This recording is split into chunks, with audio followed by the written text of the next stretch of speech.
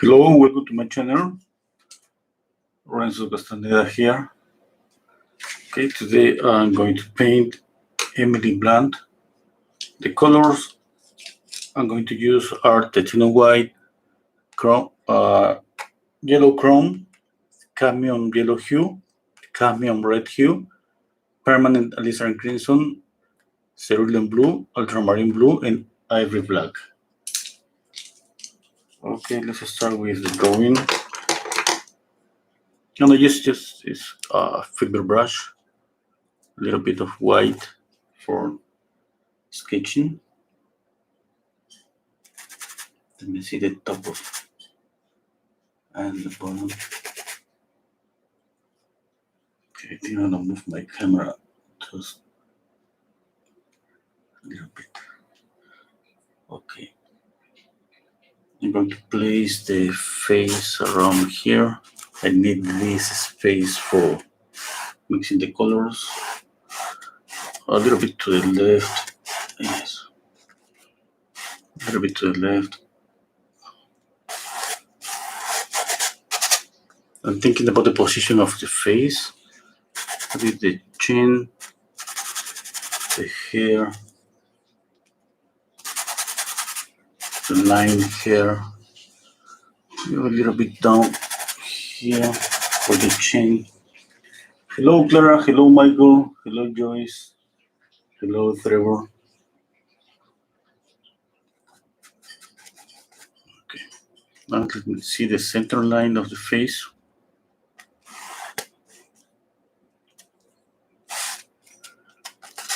The hair, I'm gonna move it a little bit to the left.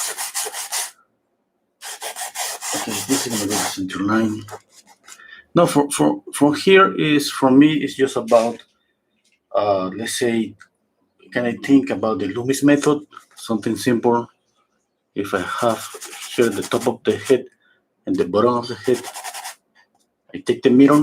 The mirror is gonna be for the eyes, and here a little bit up the eyebrows, and from the eyebrows to the bottom of the chin, the mirror is going to be for the nose. This is the canon, normal, the measures that we learn at the beginning of any, on the School of Arts, or just by studying the Loomis method. We don't need to see even the image to do these marks. Okay, definitely we're going to move this because we need to adjust these measurements to the face, to the model. Okay, from the nose to the bottom of the chin, the mirror is going to be for here, the bottom of the lower lip. Okay, around here. I'm going to use a smaller brush. Now for me, I squint my eyes. I will try to draw the shape of the shadow.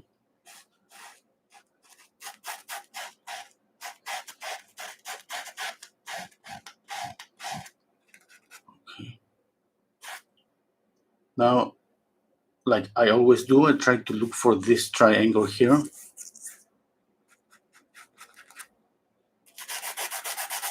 First, I need to see this angle, okay?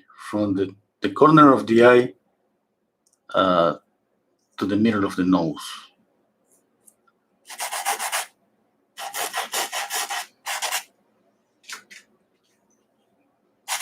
Okay.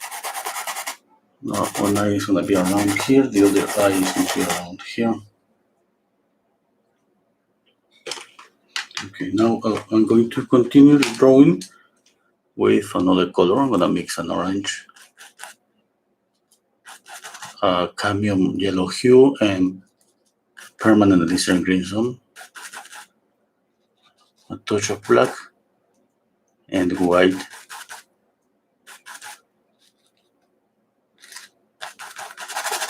Oh, that was too much black, more yellow.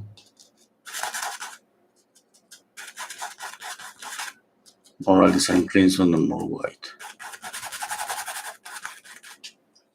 Okay, Now again, I'm gonna see the shadow. Just the shadows. I'm squinting my eyes.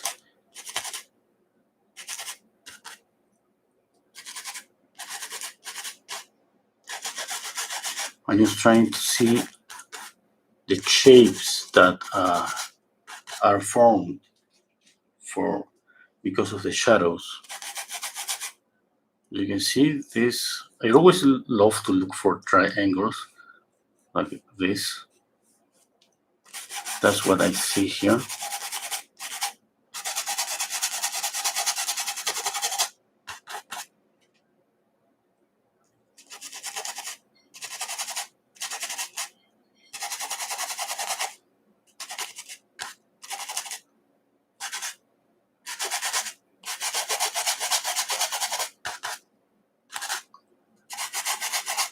I'm painting this with my eyes squinted. I don't even open my eyes. It's just, I need to see in this way. Okay.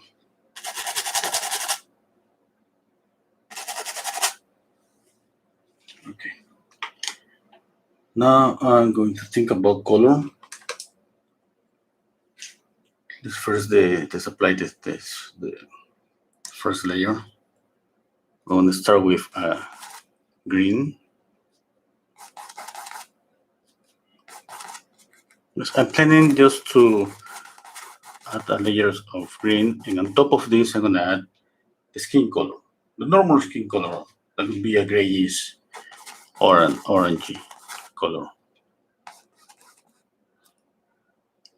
I'm going to grain down this color a little bit more. Be careful with black, the black color, okay? You can see that's so strong that if you don't calculate, you don't pick up just a little bit, you're gonna have to deal with this mixture and making changes and changes. Okay, that's too dark.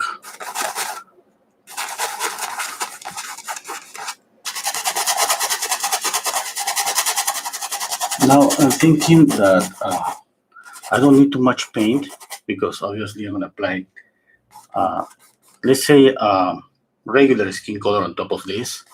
At the same time, if the layers that I'm planning to apply are so thick, maybe I could lose this. And I don't want this color to get lost. I just want at the end to see something of this green, even a little bit, but something.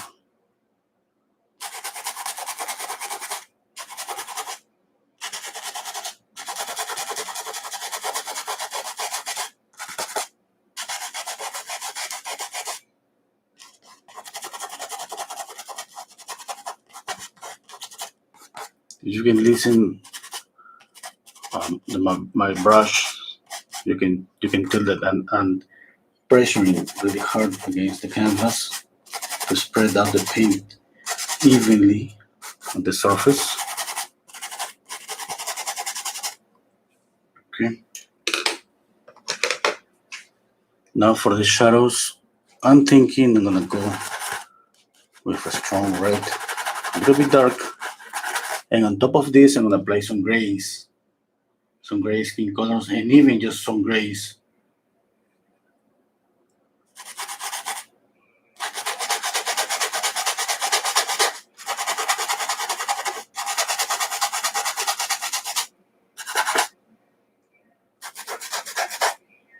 Hello, John. Hello, Showdary. Hello, Enrique.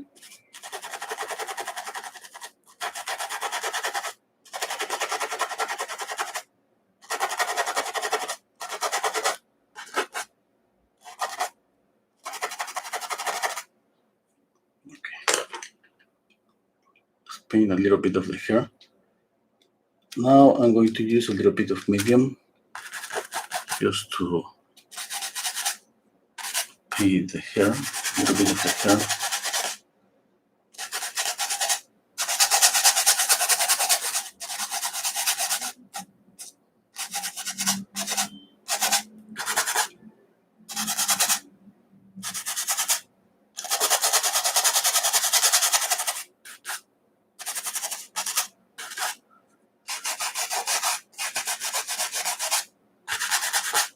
It doesn't matter how I'm going to end the painting with a lot of paint, thick paint or thin paint. At the beginning, I always don't use a lot of paint.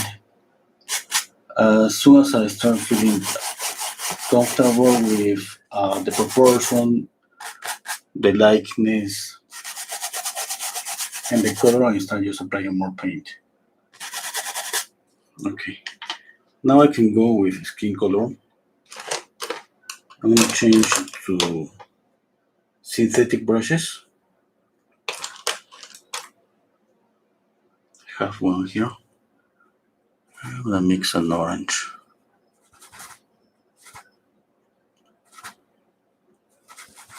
Now you can kill down this orange, gray down this orange with black or blue. It's up to you. I prefer black because you can see that it's really fast. You gray down this color really fast. And because this is at a Prima session, one session, I need to do this fast. Yes.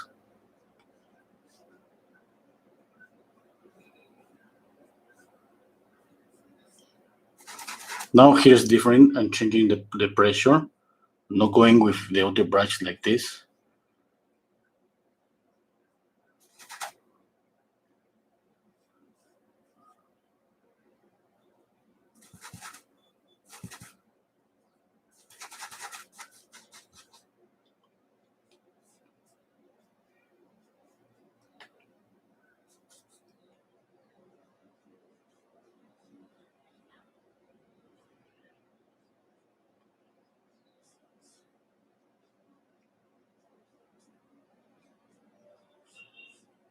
I'm thinking about right now about the color. I'm trying to see this color. Kind of difficult right now because I have too much green. Right now, I'm not worried about the likeness or the proportion. Just thinking if this color is gonna be okay or not.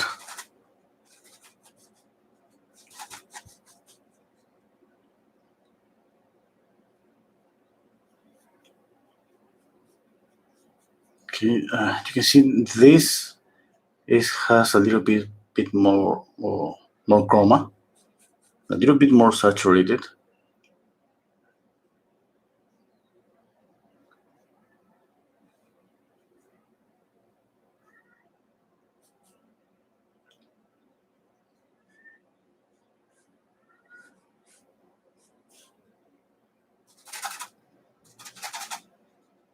I'm adding more red for this portion.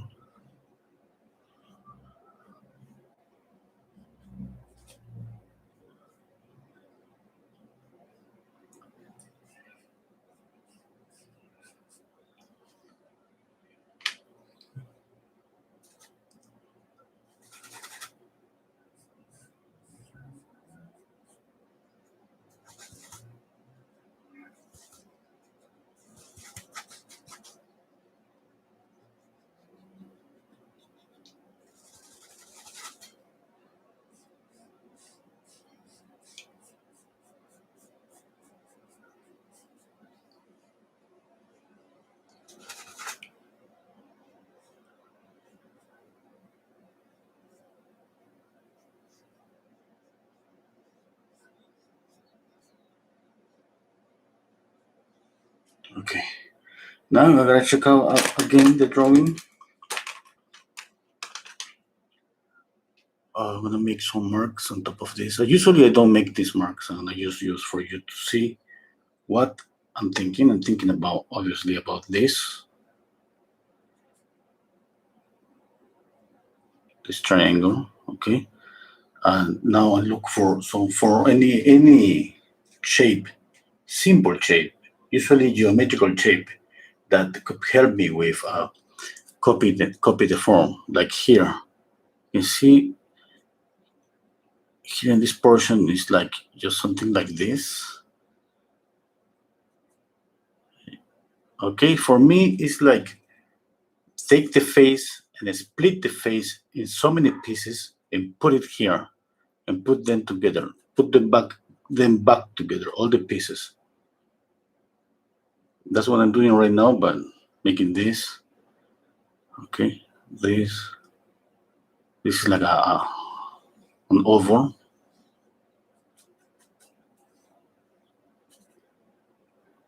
I'm squinting my eyes, trying to see this, and this like it was a T shape.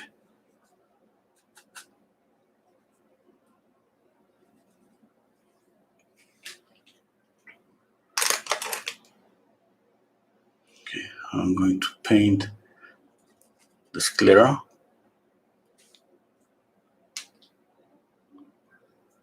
Okay, let's see. She has, I don't know if you can notice, she has the left eye is a little bigger. I don't know, maybe it's the effect of the image, the photo. This eye looks bigger than this one. And even the sclera has more light. And it shouldn't be like this light. Okay? You don't see this light on the sclera here.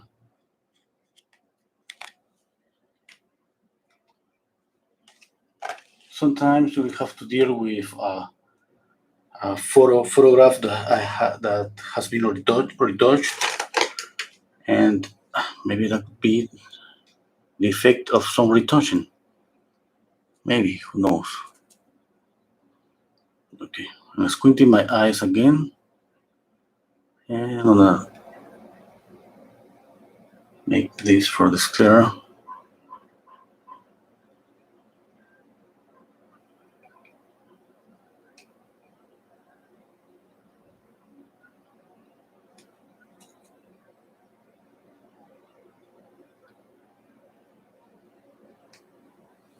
Okay.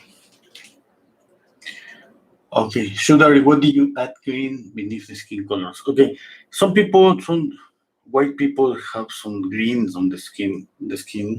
You can see the green so clear. The green mixed with some pink color, some violet, some others.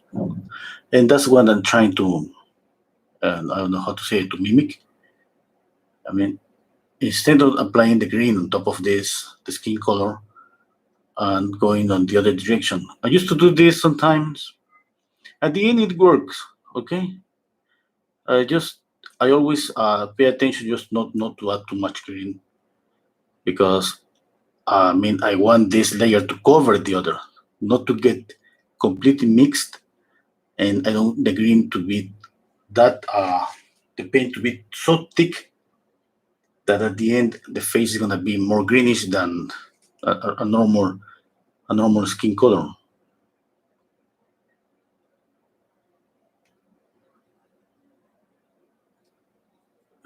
Have you ever heard about this technique? What was the name? It's like a grisaille. It's made with green and white. Verdaccio. Verdaccio. That's an Italian name.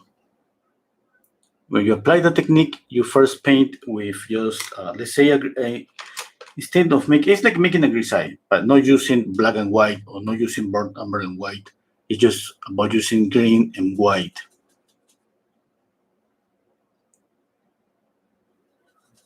That's an Italian technique. I'm going to draw a little bit of the eyes and squinting my eyes again. Go for the eyebrow.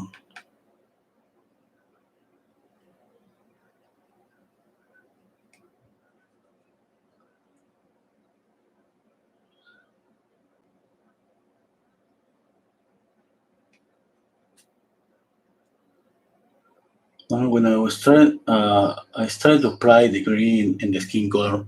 I was thinking about color. Yeah, that was in my mind. Color. Now I don't think about color for the next maybe 5 or 10 minutes. Thinking about drawing, just right now.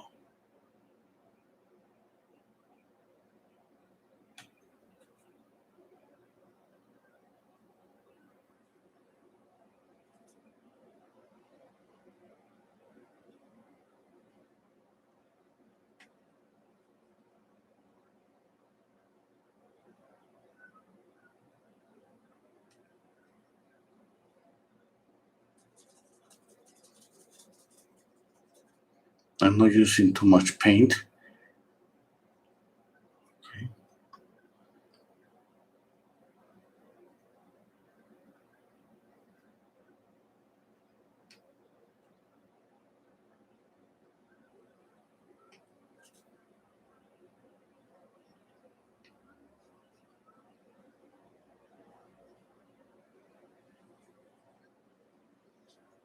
Okay.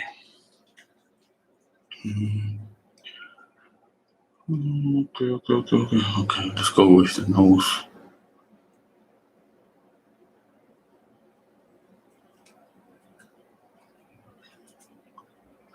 Now the mouth.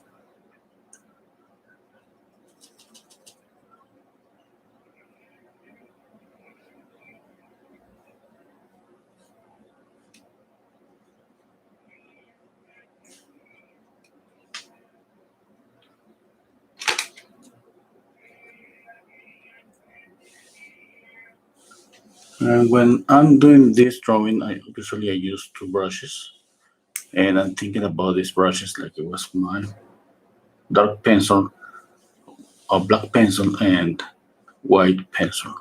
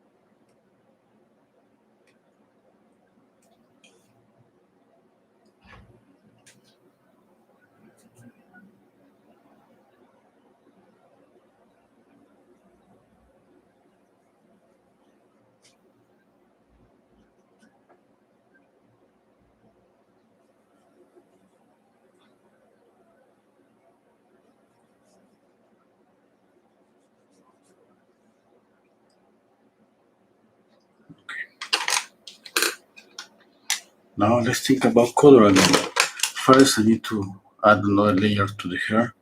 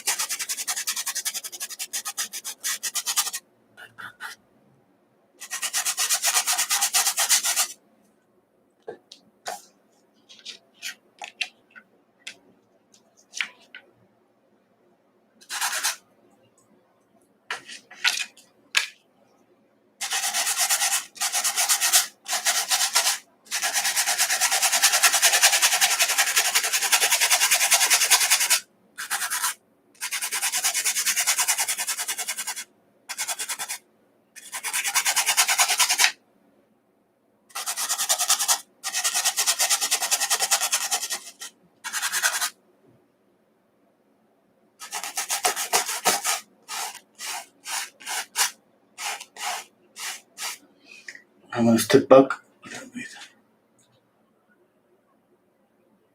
Okay, I see her face. She's kind of older. It looks like it was her mom. Look at that.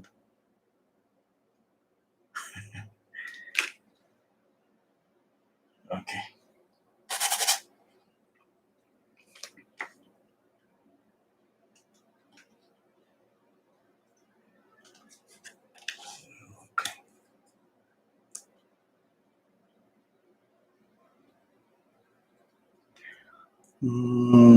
Let's add the lights to the hair. And adding a little bit of medium. My medium is linseed oil and turpentine.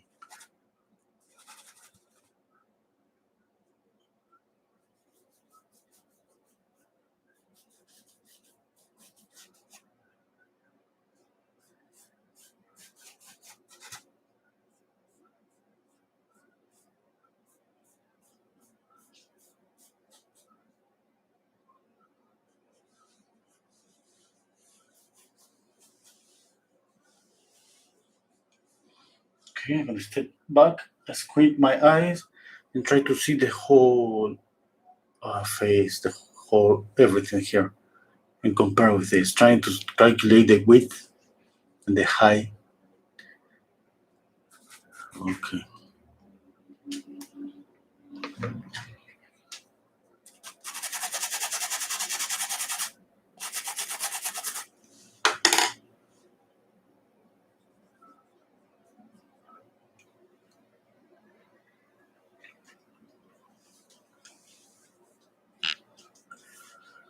Okay, now let's go back again with the skin color. And then again, maybe 10 minutes ago, I will go back to the drawing aspect of the painting to check again all about proportion and likeness.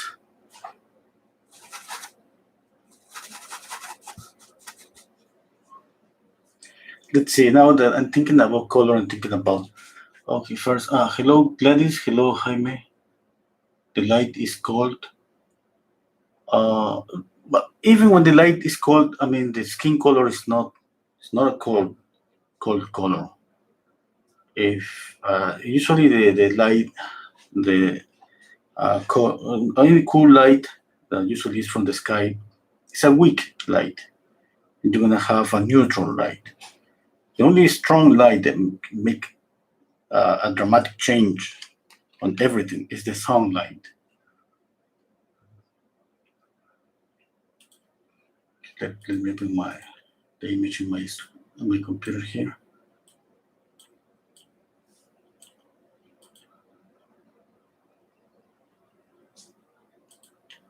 Now, for me, it's now about thinking about the skin color, how I'm going to manage to go warmer on some portions, to go a little with neutral color or even some cool colors on the shadows, if I want to. Okay. Okay, the first thing that I always do is add some red to all the reddish parts of the face, like, of course, the nose,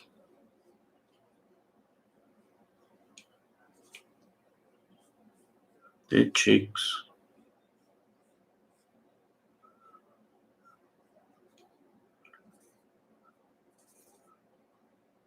the upper and lower eyelid,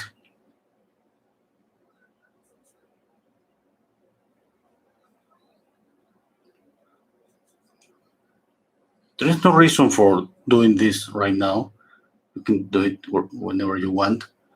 For me, it just I got used to do this.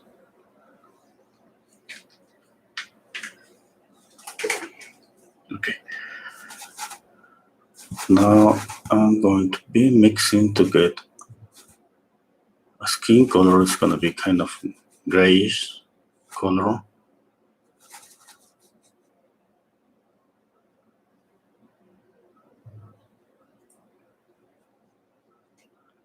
And now, for me, the process is about mixing, laying down the paint, and going back here and make changes until I feel that that's the color I want.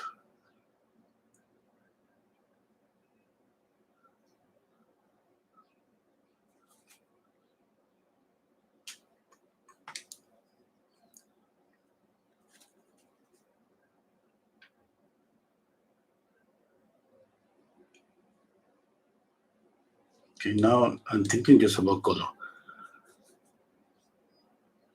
If I start thinking about the likeness, oh no, the likeness is something that is just, I wouldn't be just comfortable. It's gonna be that it's going to annoy me from the big.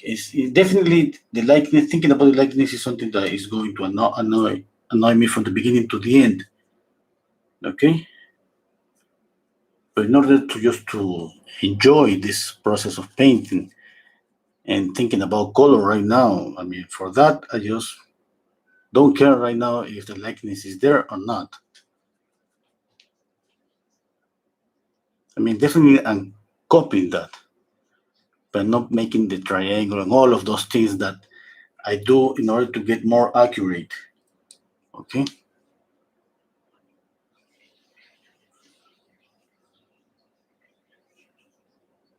I'm not trying to be accurate, yeah, because it's everything about trying.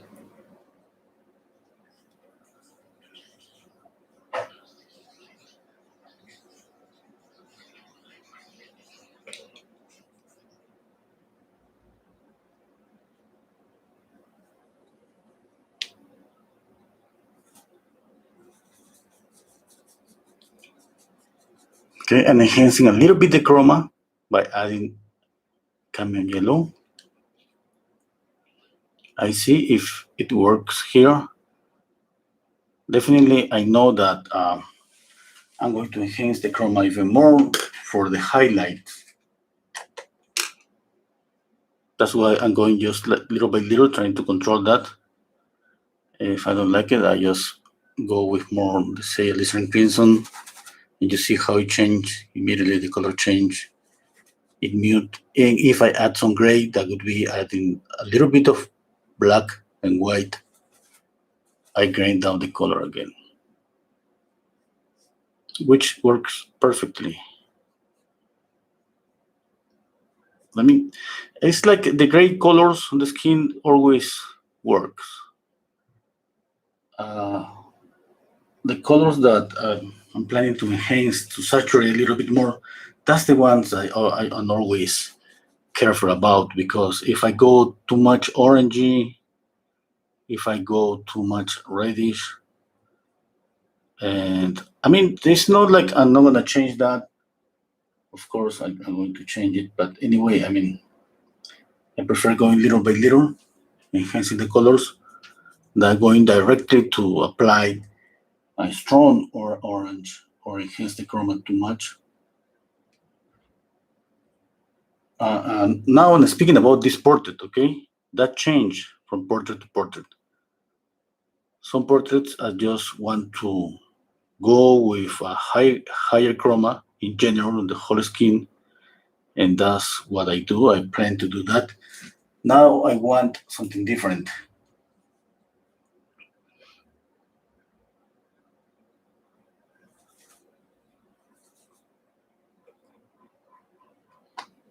Maybe let's see if I can get that.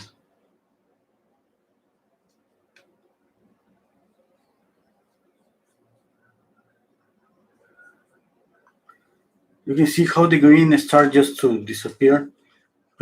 See the green here. See how strong it looks. It looks really strong because of the contrast. Yeah, right now it's covered with a lot of orangey grayish colors that makes that green really pop up a lot. You can see that. I want to see the green just like here in some portion of the face. I don't want to kill the green, because if I kill the green, that, like 100%, that would be no reason for me to apply it at the first time. Yeah.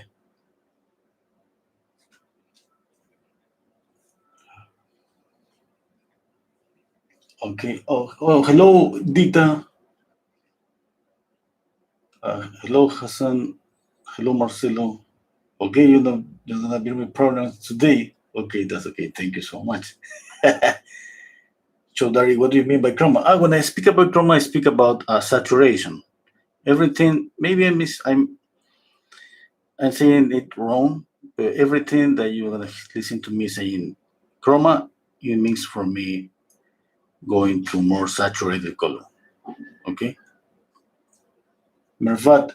Hello, Mervat. Okay, let's continue. Now, with another brush, I'm going to the shadows. I'm gonna mix black and white. This is something that I had in mind, okay? Let's see if it works, because my planning was adding this red and add just this gray on top of that.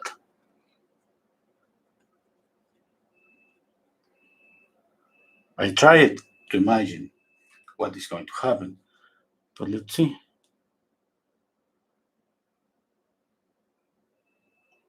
It's the same like here. I'm not trying to cover this completely.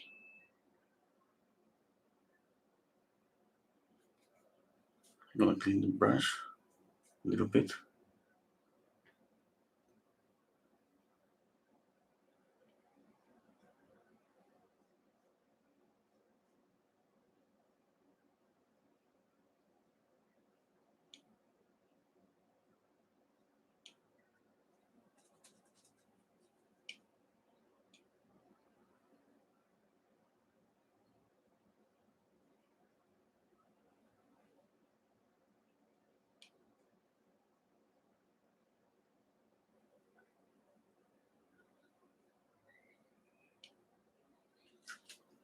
Okay.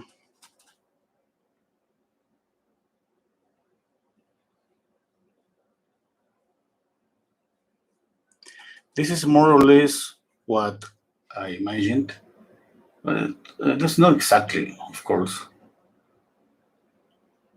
I'm gonna see that it's not gonna end up just like this because usually I blend, and when we blend, uh, I mean the color change. Okay, I love this right now. You can see because of the contrast how you can get kind of a bluish violet color, and just by applying just black and white. But that's because, of course, ivory black has like a little bit of blue. Okay.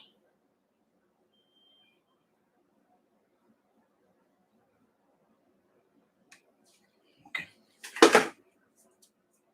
Now let's go again with the drawing. Bulk color. I think I'm doing okay. Okay, wait. Just step back a little bit and I see the mouth. The mouth too dark.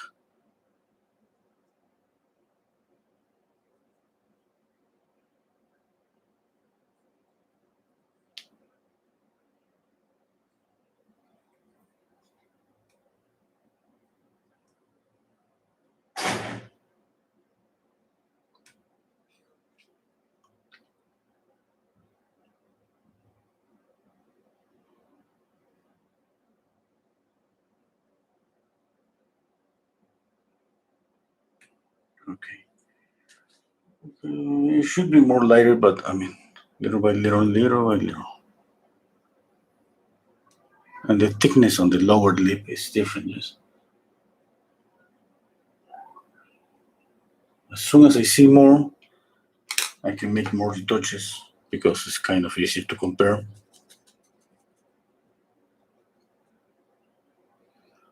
I don't use too much paint. I still don't use too much paint.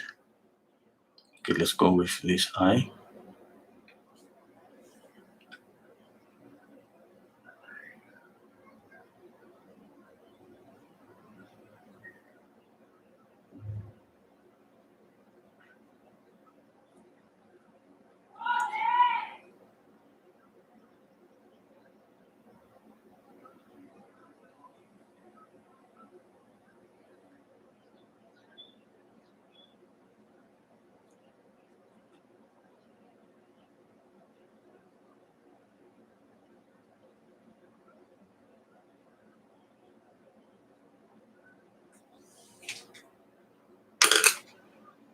Now I need to think what to do with this eye.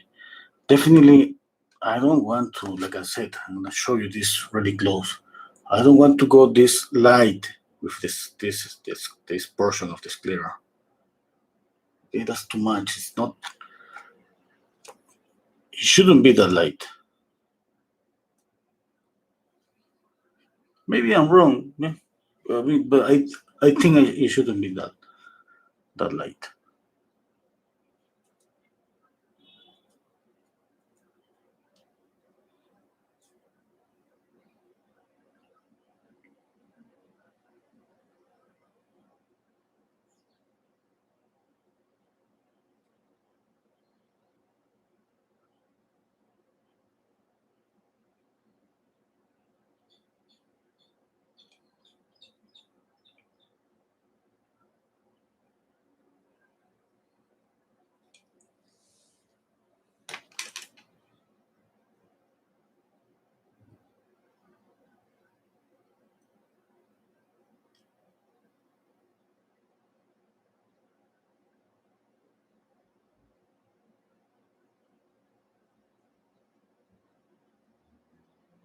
Okay,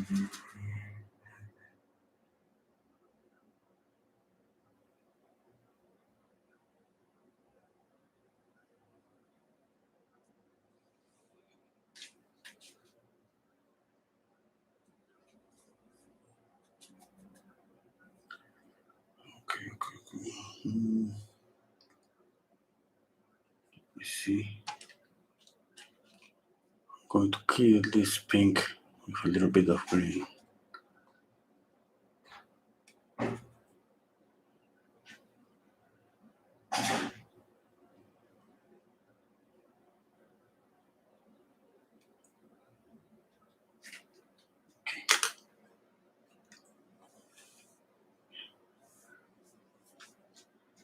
Okay. Oh, thank you.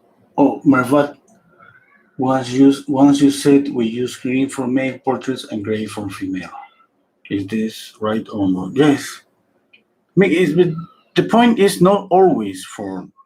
Is I mean, you can keep it like as a rule. That's what I do. But that rule, I mean, that's kind of difficult to keep it for all the cases because each portrait is different. The skin color is different. And another thing that's different that when we paint, usually we end up having here, let's say, the different chroma, the intensity of the color that we got, and the harmony between light and shadows, and the temperature and all of that. And that sometimes change or differ. It's different from the image, and that make us just make changes here. And we use the image for the likeness for following volume and values, but sometimes not for the colors. And that change, if we go with more gray, more green, where grayish, greenish per color, you know that I try to keep my rules, or let's say my way of painting, following, trying to follow some kind of recipe or formula. But that changed during the process. For me, I always try to keep some kind of formula from the beginning, let's say to the 50% of the process of the painting. From there, I cannot control what is going to happen because it's like the painting just started to asking me things differently here and there in changes.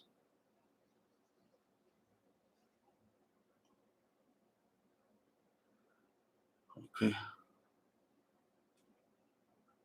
I'm gonna rephrase all just I said because sometimes I think I'm not that clear. Well, I'm trying. Okay, I'm trying. Not that clear when I explain. It's kind of difficult to explain because uh,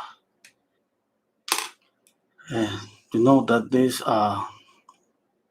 this thing that I'm doing here, that's something that I had planned because I don't want just to copy the colors that I have in the image. I want to put a little bit more. Since we paint in a portrait, usually we copy like 90% of what we see. Yeah, that little 10% should be something that we need to add. I mean, that's what I think. Yes.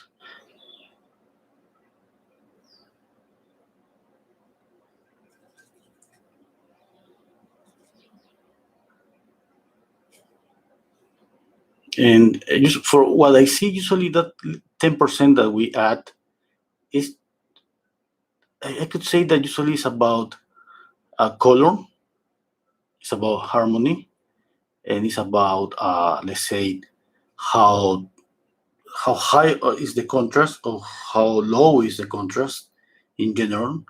Some portraits you're gonna see the eyes, the mouth, and the nose kind of lost, really soft. And sometimes you're gonna see the contrast really high, and that's something that we choose to do.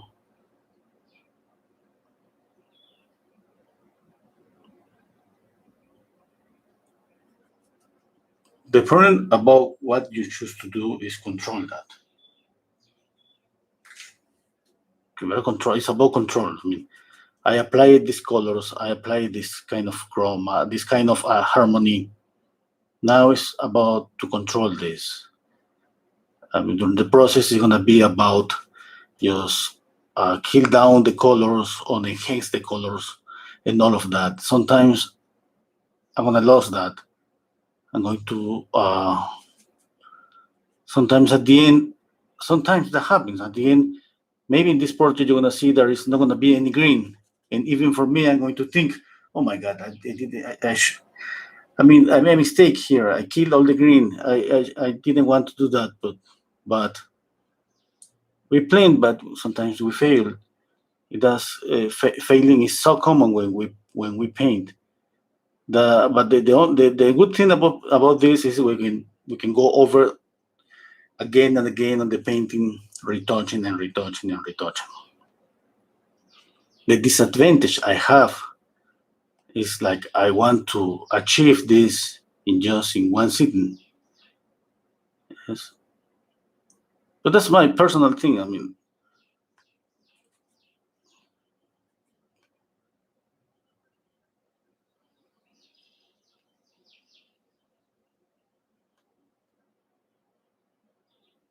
because my wife told me the other day, I mean, why don't you paint like you painted before? Like you let it dry, you go back again, you make some retouches. I don't know. I said, maybe I'm getting old, I'm getting impatient.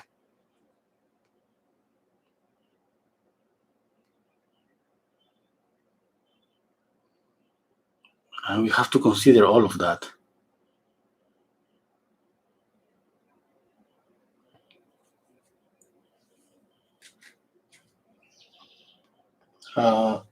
Dita, you have to be flexible when you paint.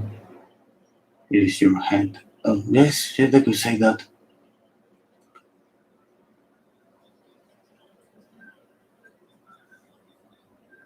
Mervat, you have seen so many painters using. Yes, yes, yes. Yes, the results are amazing. But it's about controlling just how. I mean, uh, okay. I mean, if you see my videos in my channel, like videos like from 1 year ago, maybe almost 2 years ago, you're gonna see that I start some of the portraits using some of them. Maybe one of them I used a red base, another one a green base, another one a blue base. I was experimenting with, and it wasn't always gray.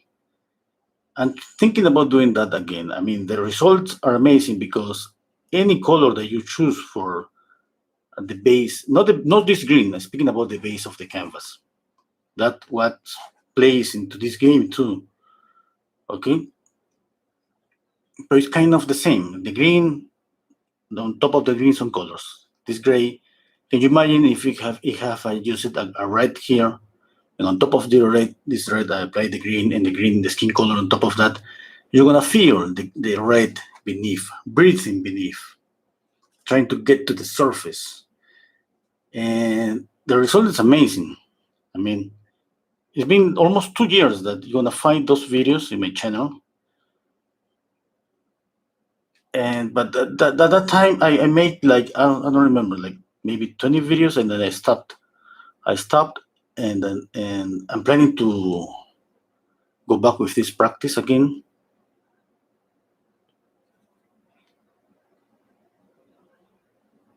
Okay, for me, that's what I want to control. Yes, the color. I'm painting, and most of the times, like I don't know, if I have painted in, let's say 10 portraits, 7 of them I have lost the control.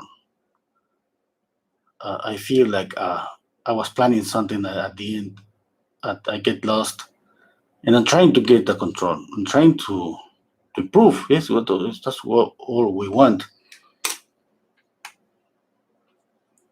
But to be honest, when my wife, that's the only one that see me painting and say, "Oh my God, the portrait is really good." And I said, "Okay," but I mean, in my head is, "Oh my God, I lost everything that I have planned to do." But at the end, for her that she didn't know my plan on anything, the portrait just looks okay.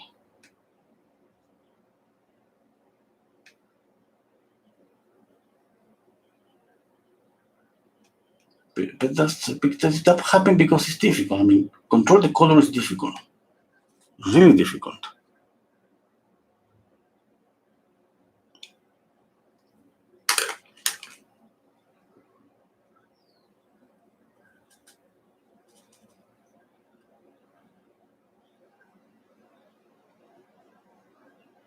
And during the whole process, thinking about enhancing the saturation here because I want this to pop up and kill the color there because I want this to recede.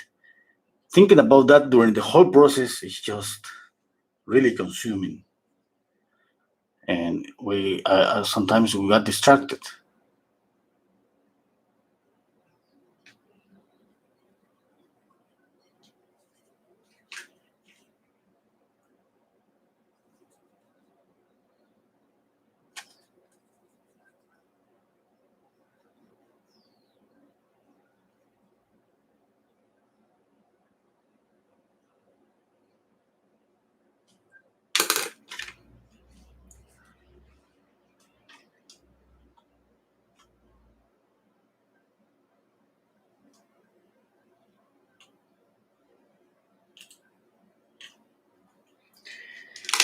Okay, I'm going to go over here again.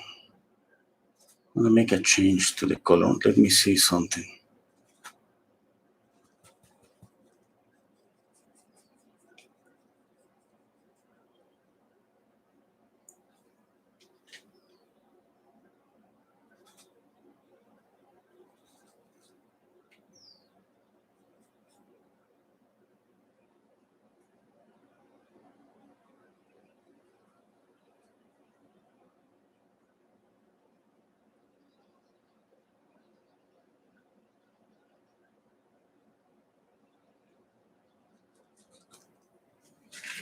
Okay, my idea is have all these colors living here together. Okay, this kind of orangey because it's the mixture between this color and the green beneath, and some green over there, and in some parts like here I'm gonna lost the base because I'm going more thicker. But that's okay. I mean, that's okay. I mean, I'm gonna control just not to kill all the green.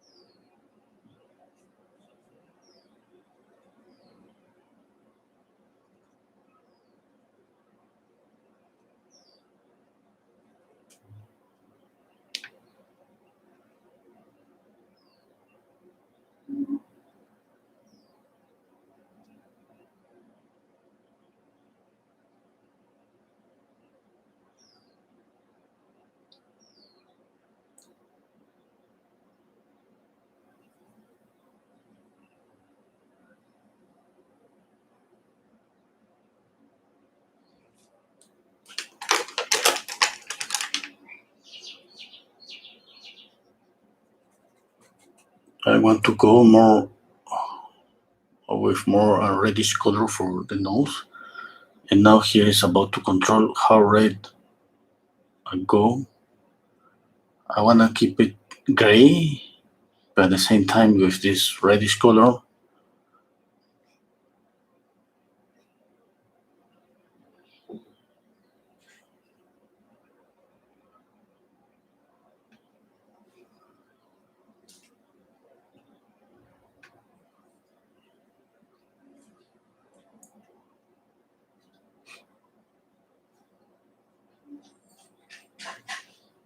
Okay. If I leave this kind of pinky color, I could think go with a cool light, like mixing ultramarine blue and white. highlight, sorry, not like this. And let me see let me see the image in the computer, because that's not so clear to see here. And even I have this on black and white image. I can see more clearly here. You can see here the highlight here, a little bit here. I can go with this highlight like that. Okay. It was just blue, ultramarine blue and white. Oh, okay. You gotta pay attention that, I mean, it's not just pure, because as soon as I move the brush like this, it get mixed, okay, with the other color.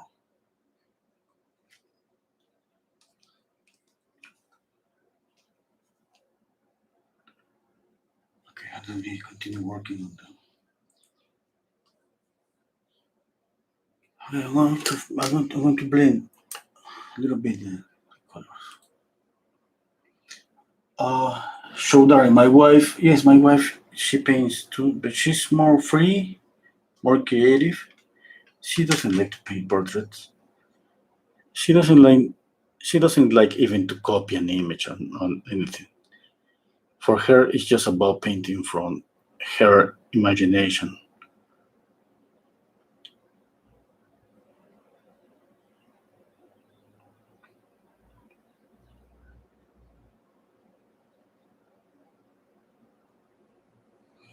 Okay, Mervat, what's your opinion about glazing by gray after you end the portrait? And can I ask for a video for gray glazing? Okay, gray glazing. You could look at a gray glazing if you want, but I mean, the only reason that I would do that, I would be if I end up with a really saturated color, like the face of the portrait is too orangey. That would be the reason for applying a gray glaze. Yeah. But but just by, or maybe we're trying to experiment what is going to happen, and on top of that, working again with skin colors, more like a technique. It could be something just for fixing a painting, for fixing the color. I mean, that's my opinion.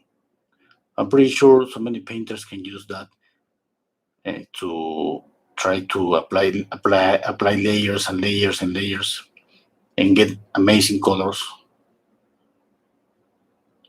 It's because any color, when we glaze, it's not about gray or white or any color. I mean, the glazing is always, you're gonna get amazing colors when you glaze.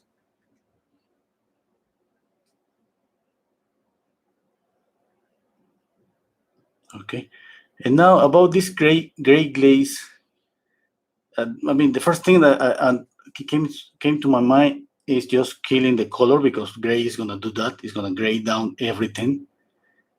And how much? Because when we glaze, we try to control the thickness of the glaze. How thin is that glaze? It could be so thin, or it could be less thin. Just if you want to cover more. Right now, if you are applying a gray glaze, it means it's black and white. It means it has, since it has white, it's gonna be opaque glaze. It's going to cover a little bit more. It's gonna kill a little bit more all the colors. Okay.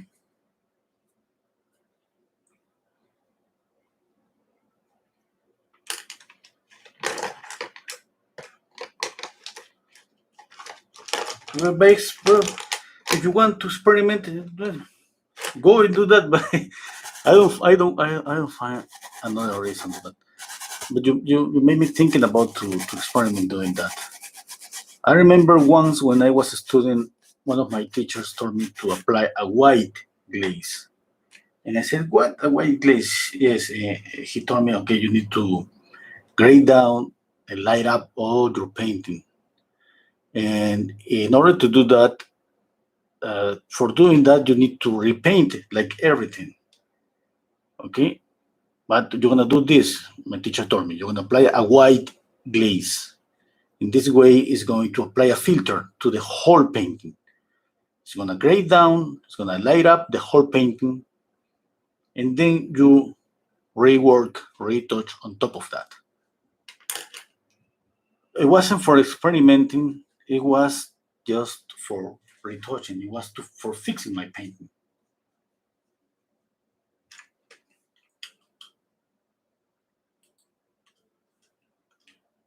Okay, let's continue with. Now I'm gonna think about.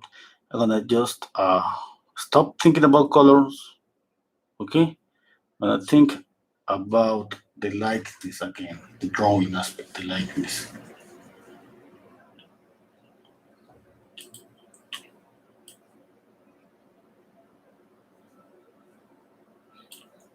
Okay. Okay. I'm watching the image. I'm squinting my eyes, trying to see values. The problem when we retouch, when we do this, when we draw, is that we could sometimes we change the color because we don't think about the color. We think of, I mean, in my case, I'm saying when I start thinking about just getting the likeness, and since the likeness is difficult, I get caught up in this, and then I forget about everything.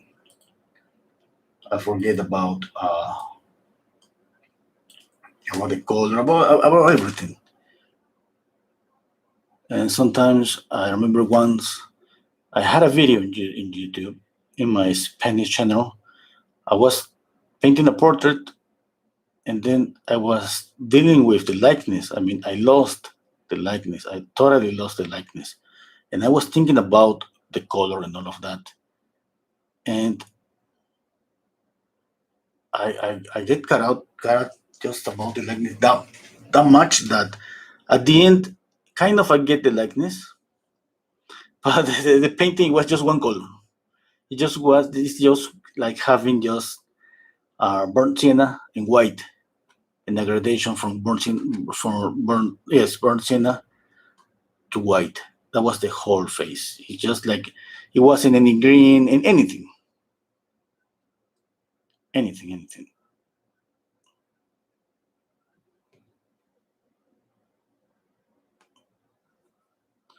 And since then, I'm trying to just to let's say, uh,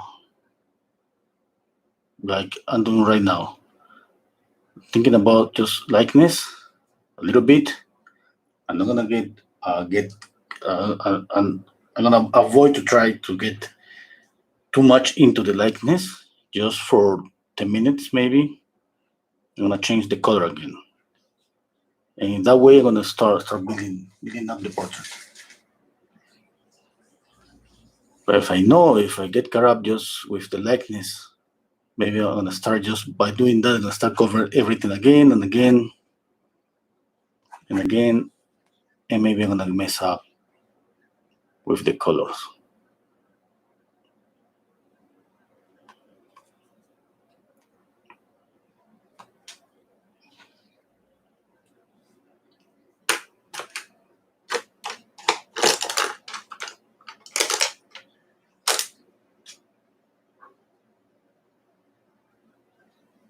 I have a new brush, number 0, synthetic. I mean, I use a lot of these brushes.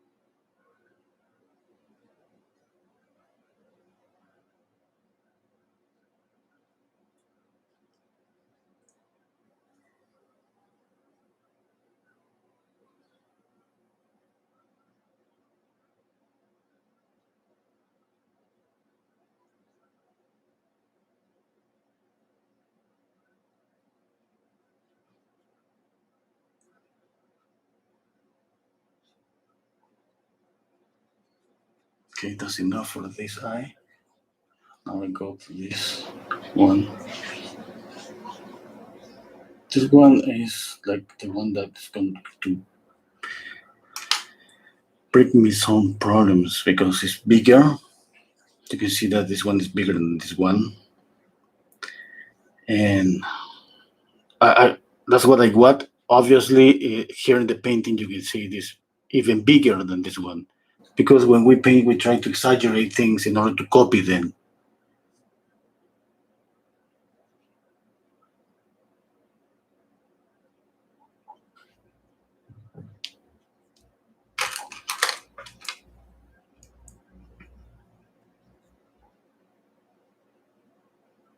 Now you have to decide if you copy exactly the feature of the face or if you make some retouches. Okay, I've reduced the eye a little bit.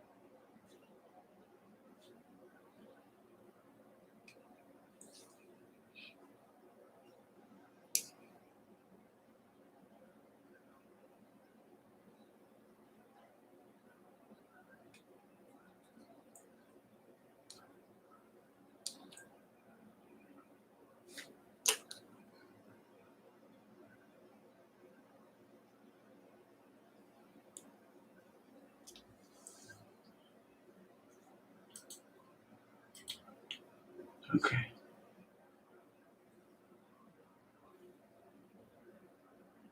Oh, hello, Monique. How are you? So, Dari, what's the purpose of applying gesso? What difference does it make in a painting? Yeah, gesso is just for preparing the canvas. That's the imprimatura, just to paint smooth on the canvas. If you buy any canvas on any store, it already has gesso. It's already prepared.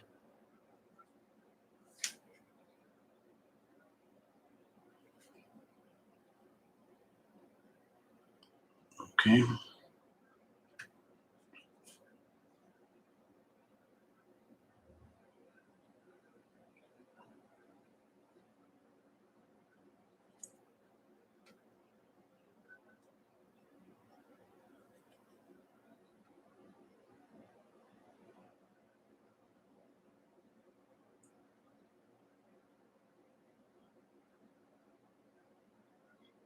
Oh, thank you, Dita, for answering the question.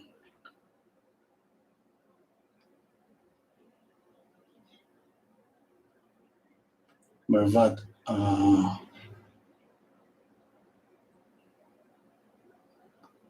okay. Don't worry about the question. That's okay.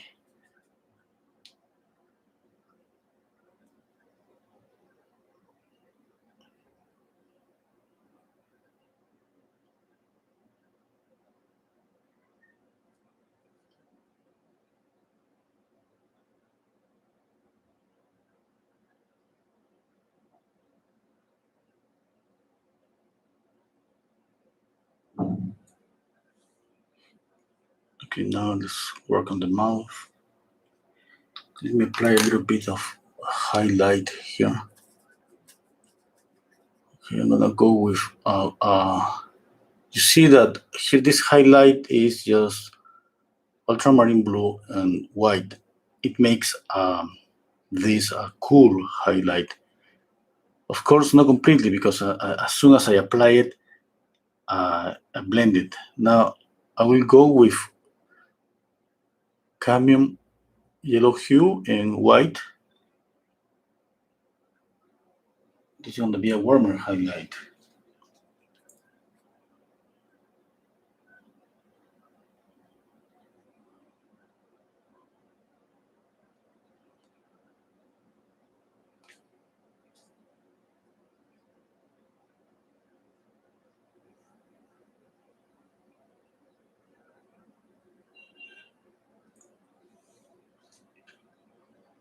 Okay. Now the mouth.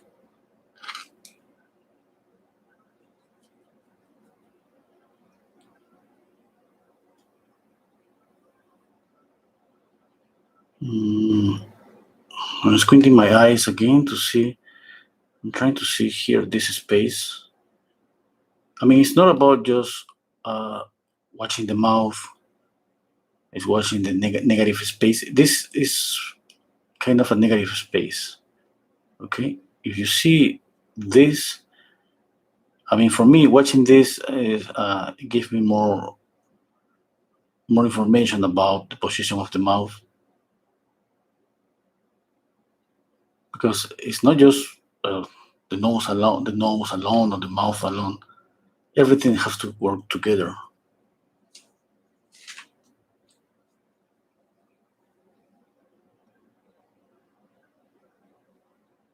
Yes, I always keeping that in mind, making everything work together. Because as soon as I just think about in the mouth, just the mouth, and or the nose alone, then when I step back to see the whole painting, the mouth and the nose, they are kind of a little bit maybe off.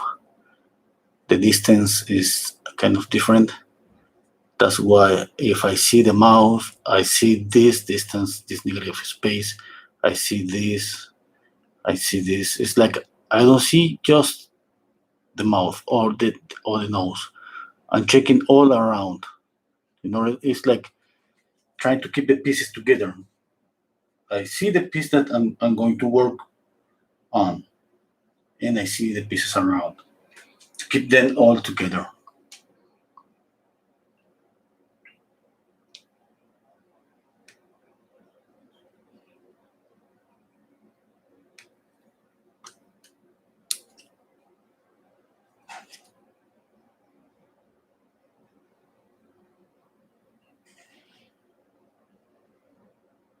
Mm.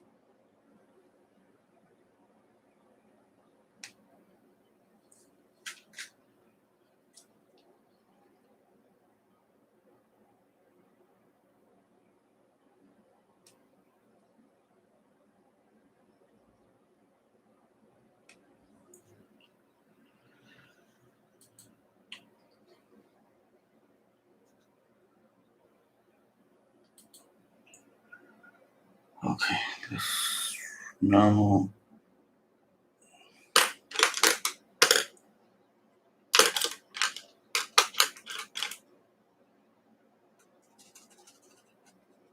I'm mixing this red and green to kill the red. Okay.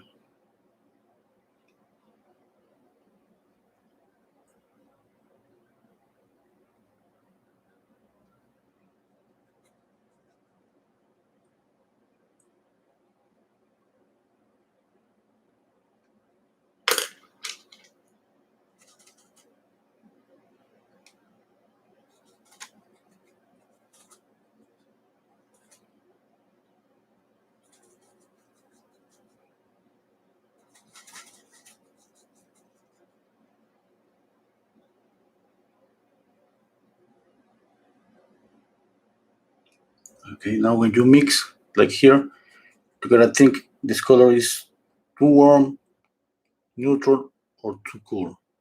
If you gotta grade down the color, or I mean, if I go with this color with too much chroma, too much saturation, this is gonna pop up. I mean, I have to keep everything together. Okay.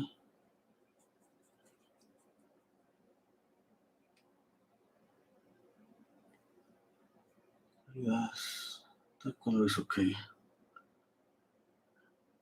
And if I make a mistake with some color, I gotta go back and paint on top of that. Maybe add a grayer color, a little bit gray. That would be enough to make a difference.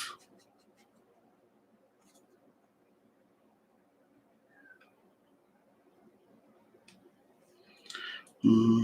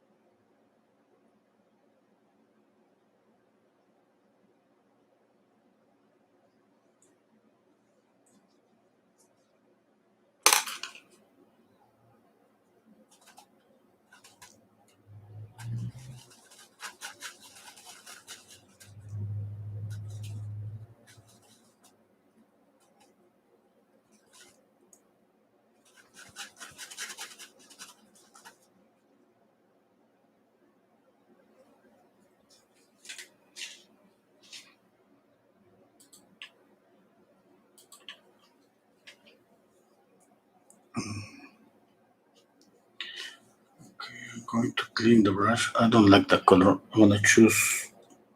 Let's see. I'm gonna choose this gray again. I'm gonna apply it here.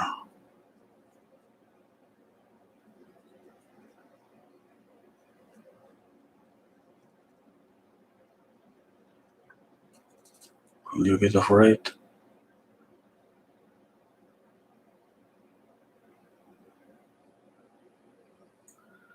Okay, I think that was too much gray. I'm gonna go back with this one.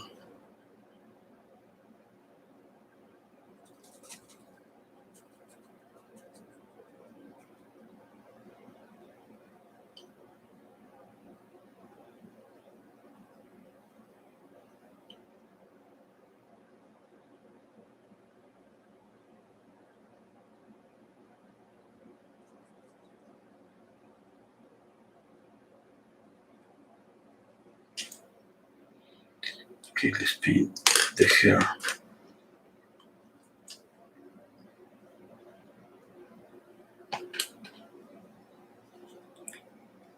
I'm forgetting the mouth.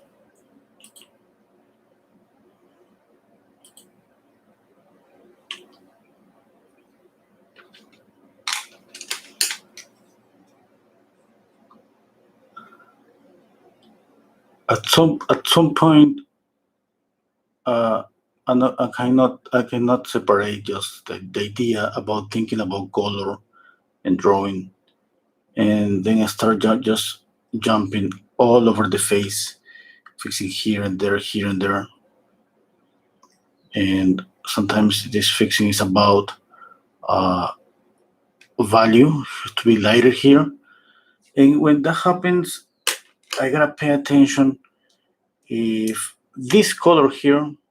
I try it at least. Sometimes it's kind of difficult because I start making retouches, trying to get the likeness and at the same time values, at the same time colors, and that's when we can lose control and start losing control of that's something that happens inevitable for me.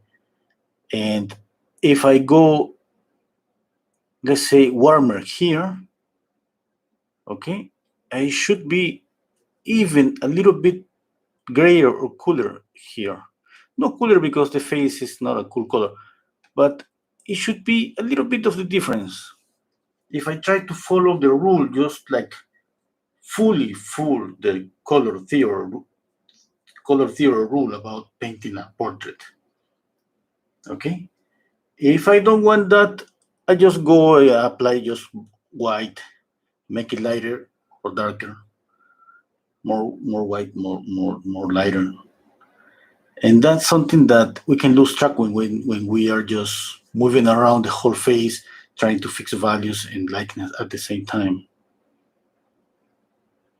You gotta pay attention to that, right? Really hard, and that's okay if you cannot just follow that all the time. For me, I've been painting a lot, but I cannot follow that all the time. Sometimes I'm painting, I get excited in the painting, I just forget that I applied here, let's say, some uh, more saturated color, just close where is the limit between the shadow and the light. And then I go on top of that and I erase that. I cover it with those other colors. And then in the process, I said, oh my God, I mean, I was thinking about that 20 minutes ago, and now, I kind of erased that myself. And don't feel like guilty or like it's a mistake because it's kind of difficult just to pay attention to everything. My age, we're able to pay attention to everything that's perfect.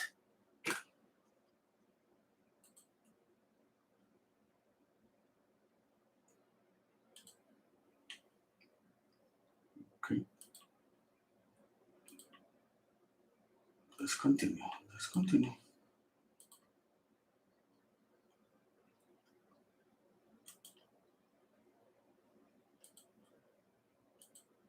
Okay, I'm just zooming in the image here in my screen because it's difficult to see. I mean, you know that I have the image and a bigger image to my left. I have the image in my computer. I always have at least 3 images. Okay. Don't paint just from one image just on your cell phone. That's just a terrible mistake. Just for me, just putting yourself an obstacle. Print out the image. Stick the image just pretty close to the painting. In this way, you can compare everything. Okay. Okay. Now I'm going to think a little bit more about values. That's what I was doing that here, because definitely the face is something round. In order to create that volume, this should be darker because it's something that is turning, because it's turning in that way, and definitely it should be darker.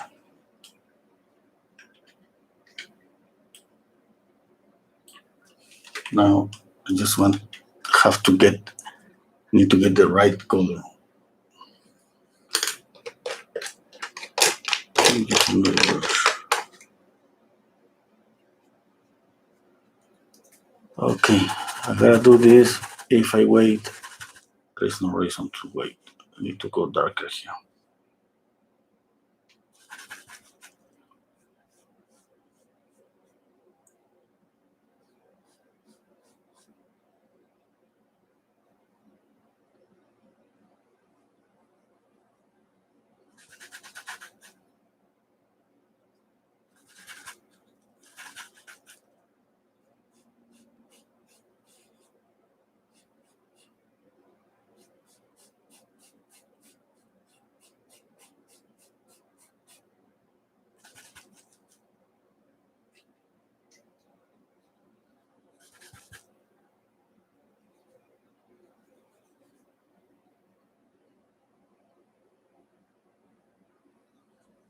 Okay.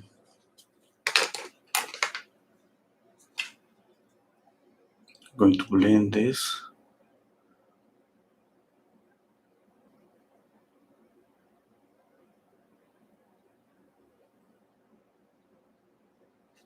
Okay, now this work. Okay, one little thing. I need to go a little bit darker here.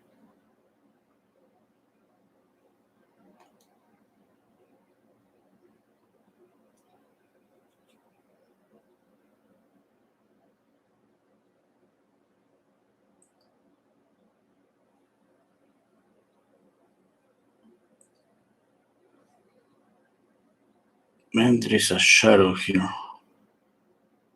With the same brush, I'm making this shadow. Okay, and this shadow is here too.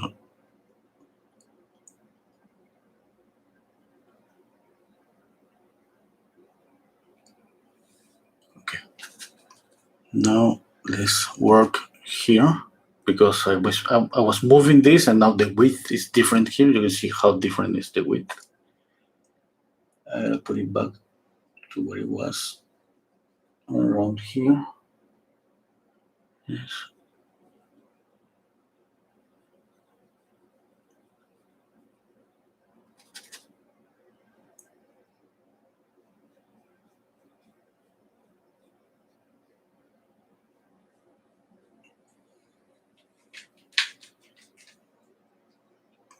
Okay. Now I lost here the eyebrow.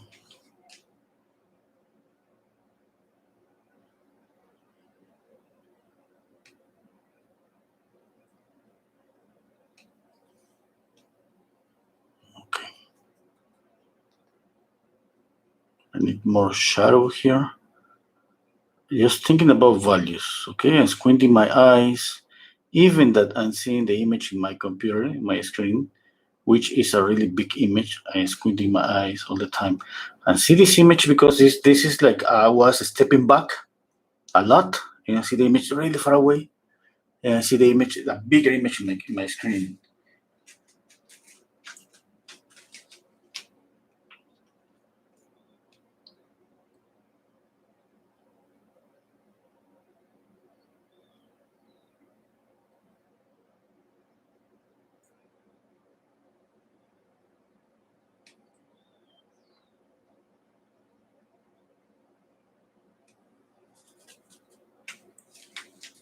Okay. Now here I gotta make changes here too. Now fixing everything, fixing drawing, fixing values.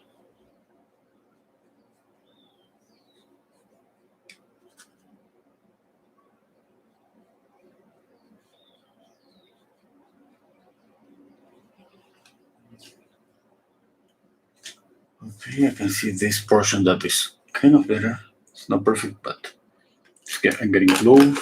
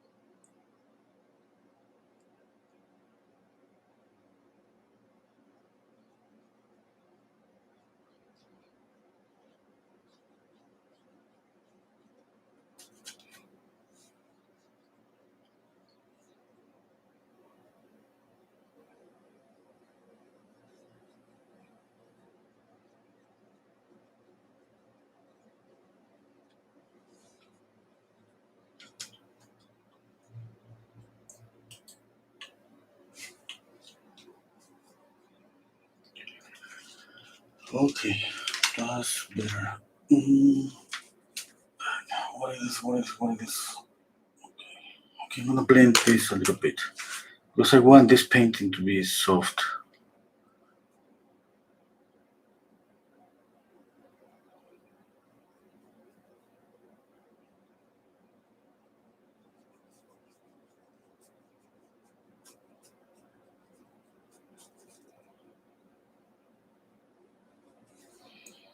Dita, okay. Oh, Bish. Oh, Monique. Okay, yes, thank you. A difficult picture because the right side is very light. Yes, this right side is very light.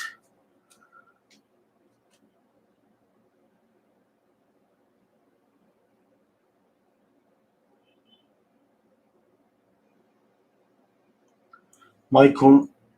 Okay, thank you, Michael. Yes, I've been a teacher. I've been a teacher. Uh,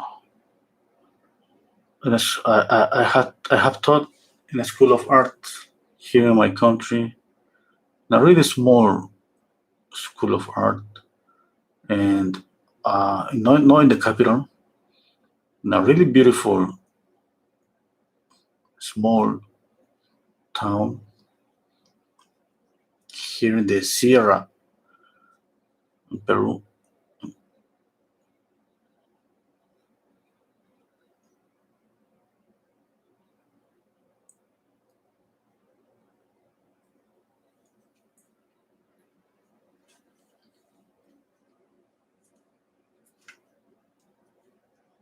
Okay, let's see. I'm not gonna keep that blue, or maybe I do. I don't know.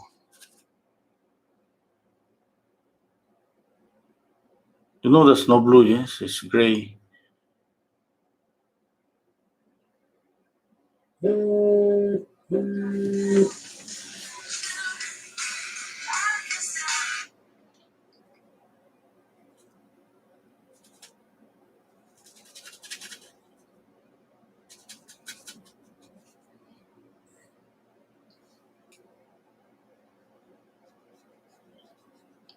And then maybe I'm gonna apply more blue here.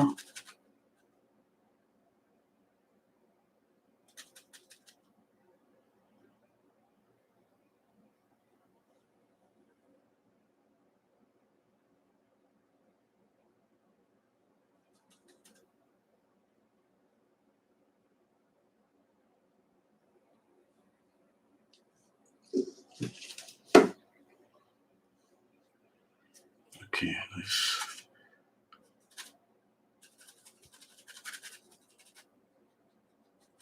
just this orange on top of this. Okay, good. Okay, wait. Oh, she has a reflection here. Oh, well, I can use that to add maybe some orangey color.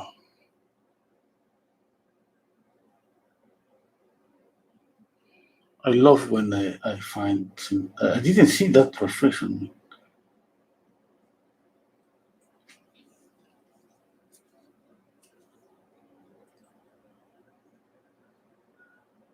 Every time that I see a reflection like that, it's just kind of an invitation to add some color to the paint, to the portrait.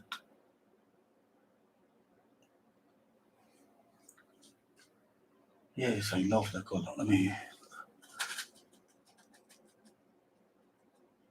But to be honest, I'm having doubts about this blue. I'm gonna kill the blue a little bit.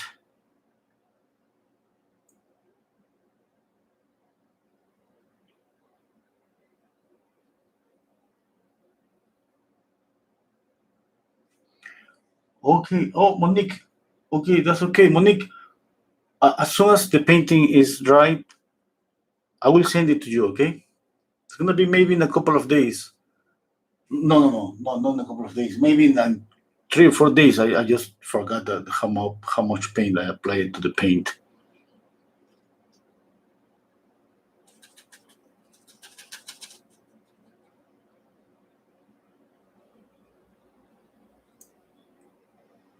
Thank you. Okay.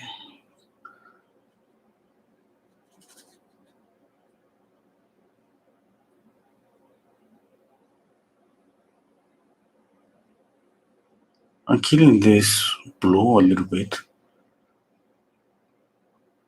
I mean, I like this blue, but not that much, not that strong.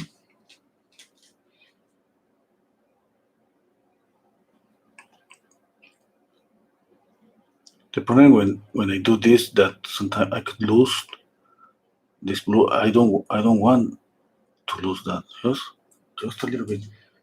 Just a little bit.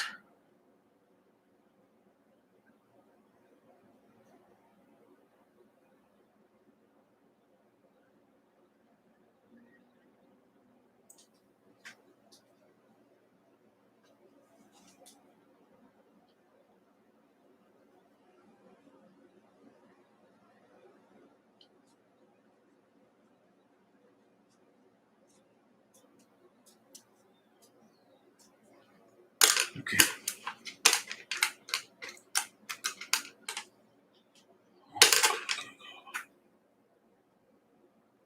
I need to blend this a little bit more.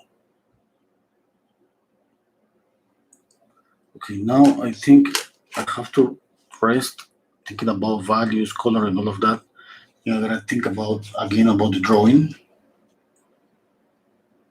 about the likeness.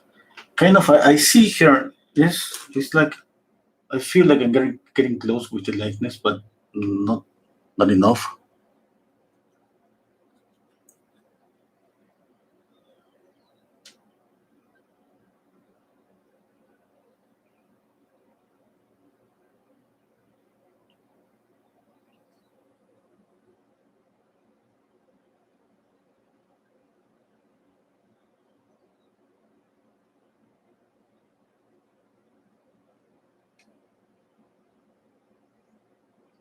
Okay, this should be a little bit reddish.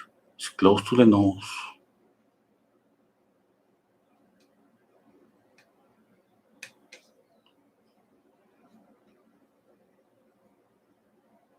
Just little by little. It's about controlling this. Okay, that red, I think that's okay. If I go a little bit more, maybe it could be too much. It's a shadow, it's transparent. I love the shadow. Okay. Okay, I'm gonna do the same here because I need a shadow here. But here it shouldn't be this. It shouldn't have this transparency. Okay, this is different because of it's the nose. Like in the ears, the nose, the shadow is more transparent. Here it's gonna be more opaque.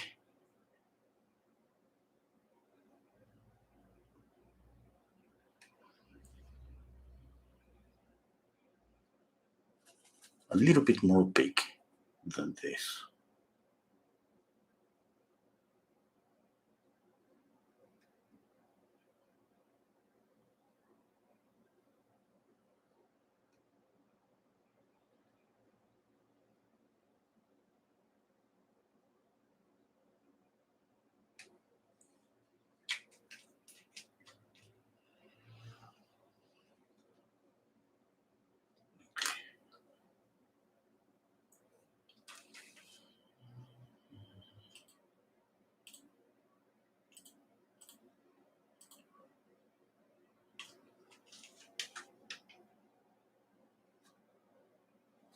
I'm mixing black, red, and a little bit of yellow. It's like having a burnt umber.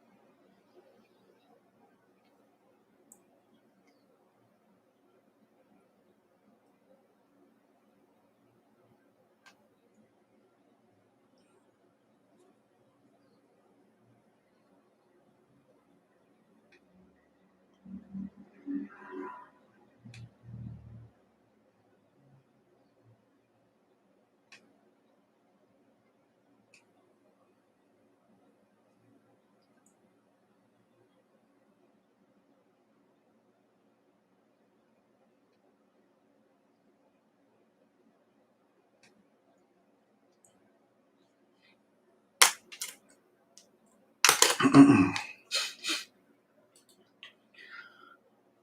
Hello, Crisalida. How are you? Oh, Mervat, I missed your question. Okay, let me go back to see what was your last question. What was the last question? Okay. About the chroma? Okay, about killing the intensity because of my opinion. I think if we use a gray or green base. Okay, okay. I was speaking about the gray glaze. Yeah, yeah, you're right. Yes, I think you are right. But it wasn't a question, yes? I mean, or maybe.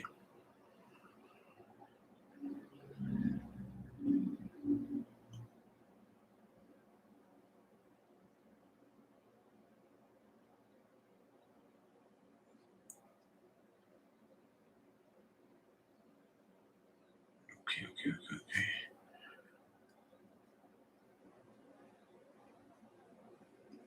I'm thinking, stepping back.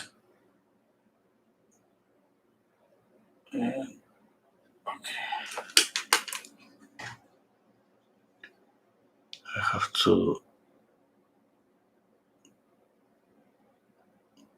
move the light here a little bit down.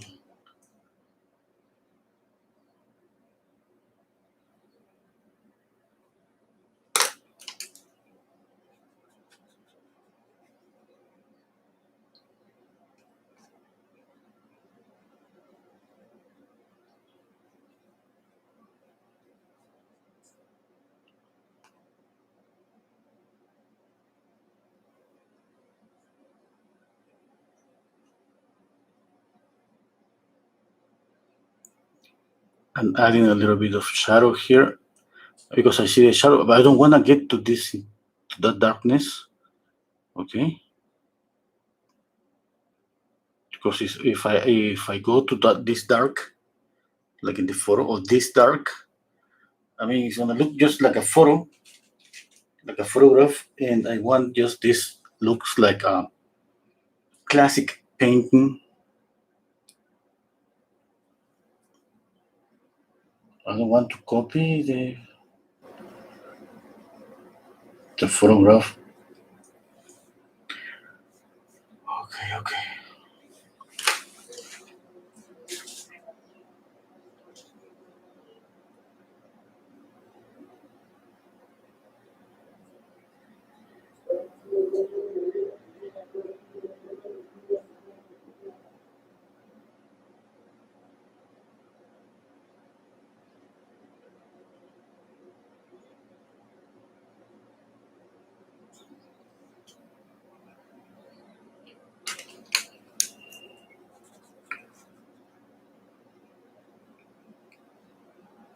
What I want to copy from the photography is the likeness. Obviously, I want to copy the likeness, the value scale, but not this to this extreme.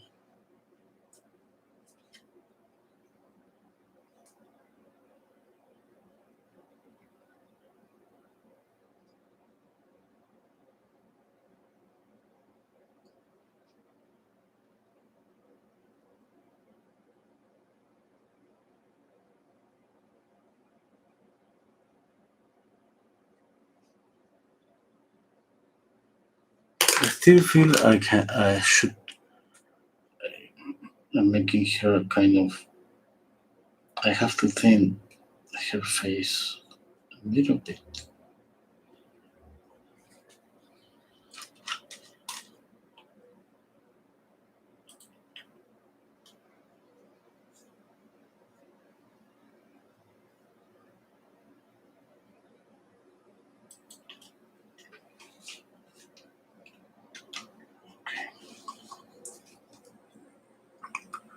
I need to soften this. This is too sharp.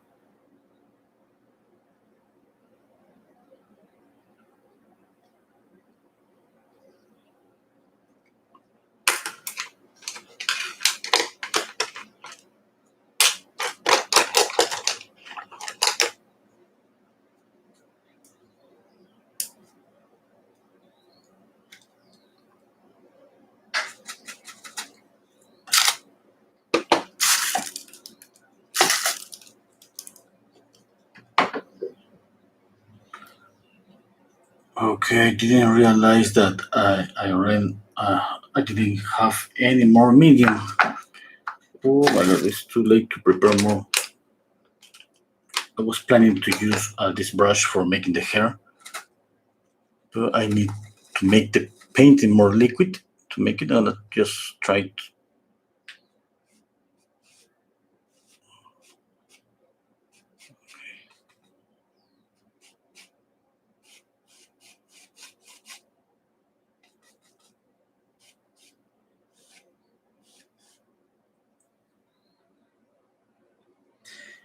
Okay, I need only use a little bit of turpentine or mineral spirit. Let's see.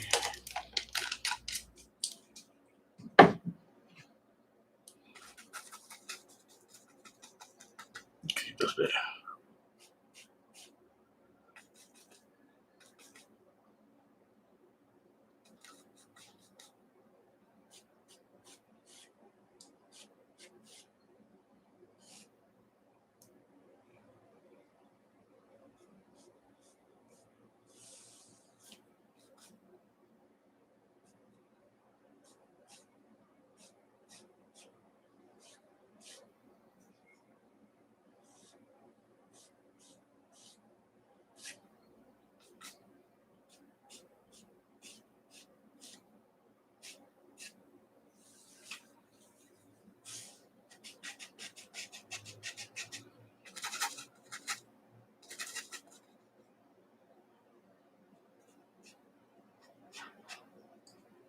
It was too much yellow, not more white. A little bit of green.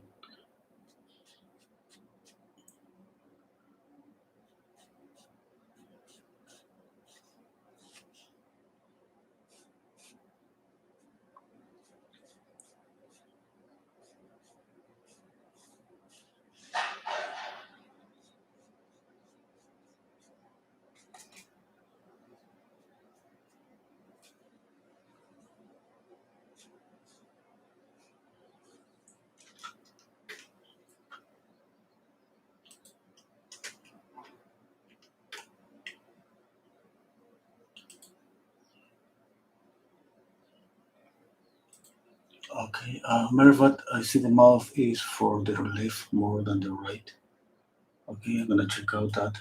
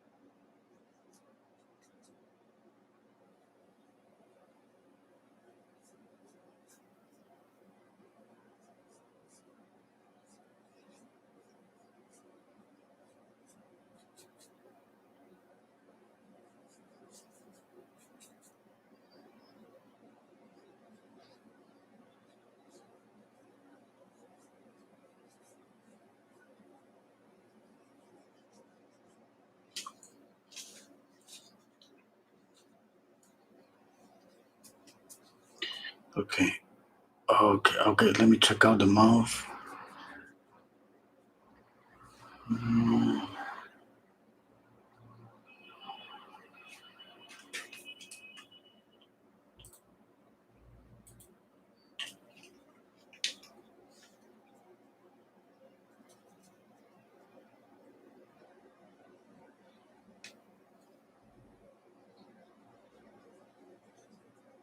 I want to make it soft.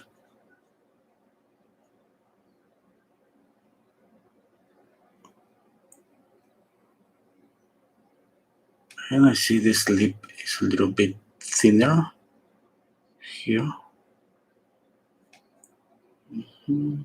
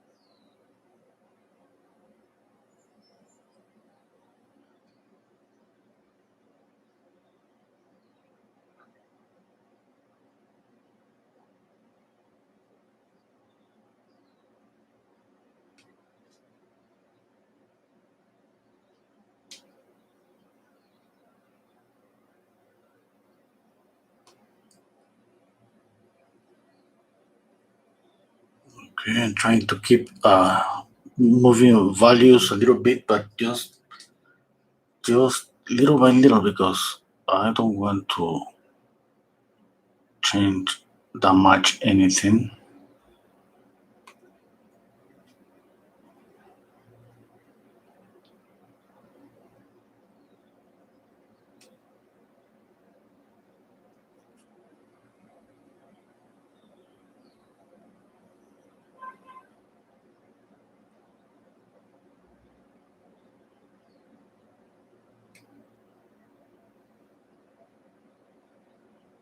Okay, you can see this shadow here.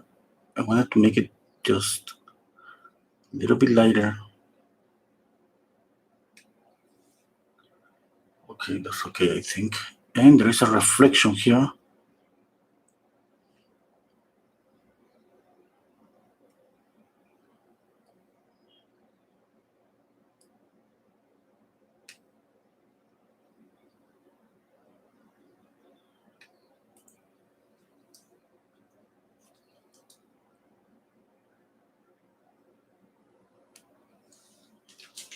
Okay.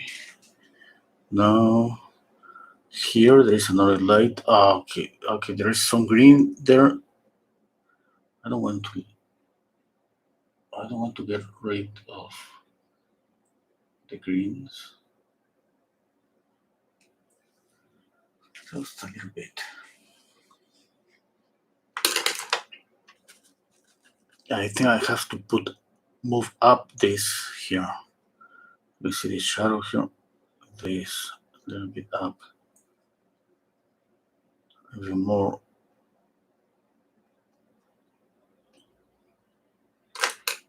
Okay.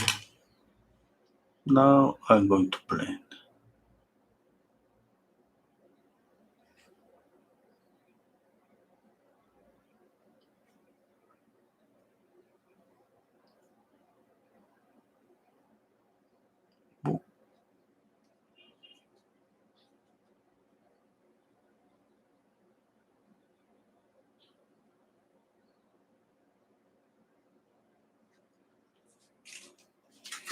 Now I have to work on the eyes again. Getting the color. She has blue eyes. She has blue eyes.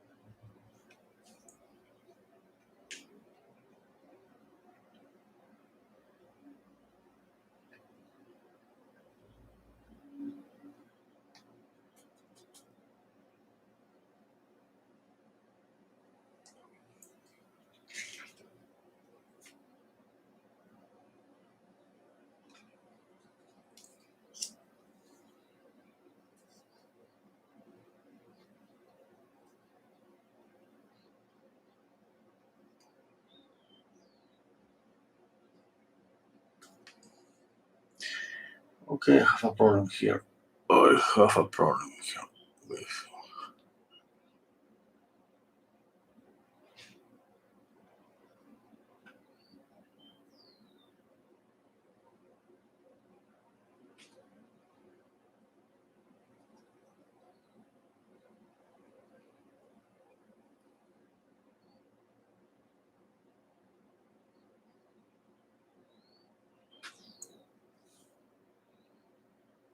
Okay, that's better.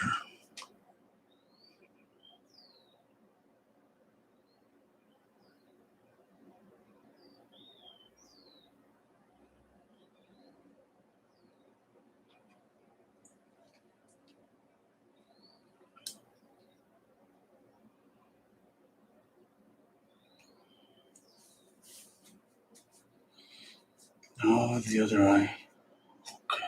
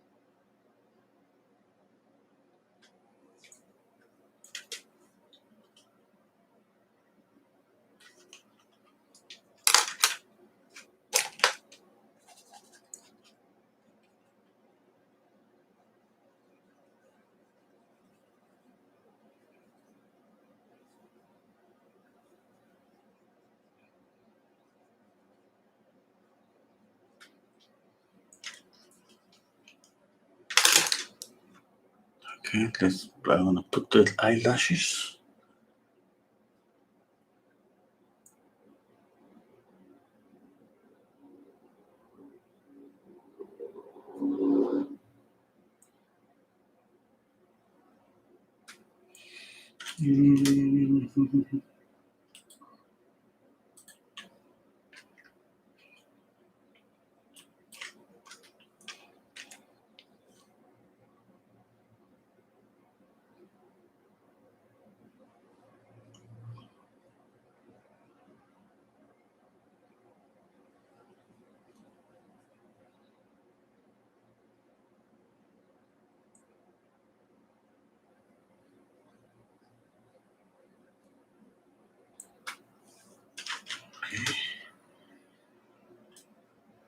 The other eye.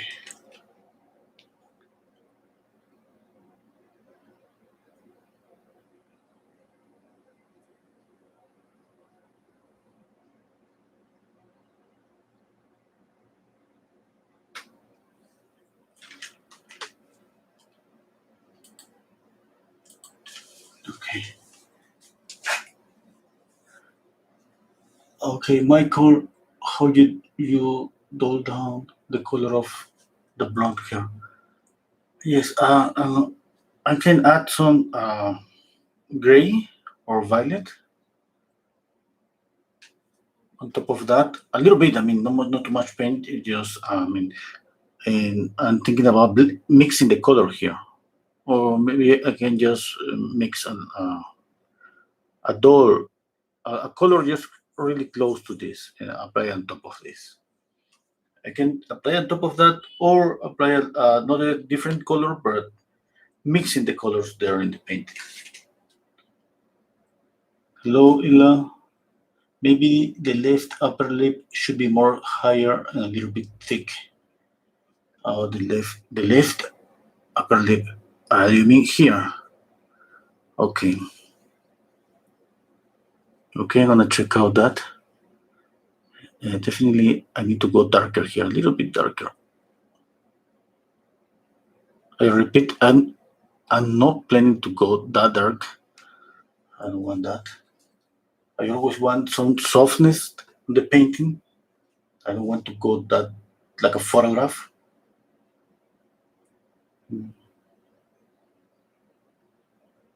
Mar Ruiz. Oh, thank you so much. I'm putting makeup. Okay, thank you so much.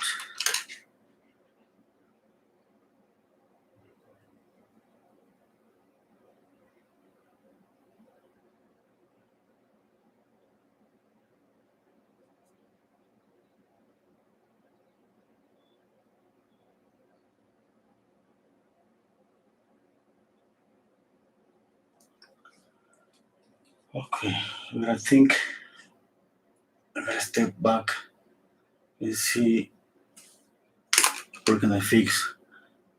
I feel like the thickness is not okay. Like her face is more like more thin. Maybe I should do that. Maybe because it's the shadow here, yes? I'm gonna fix that, try to fix that. It could be that, I don't know. And definitely because I have the different, let's say, a value scale, and not going to this black, then I could be missing something because of the values.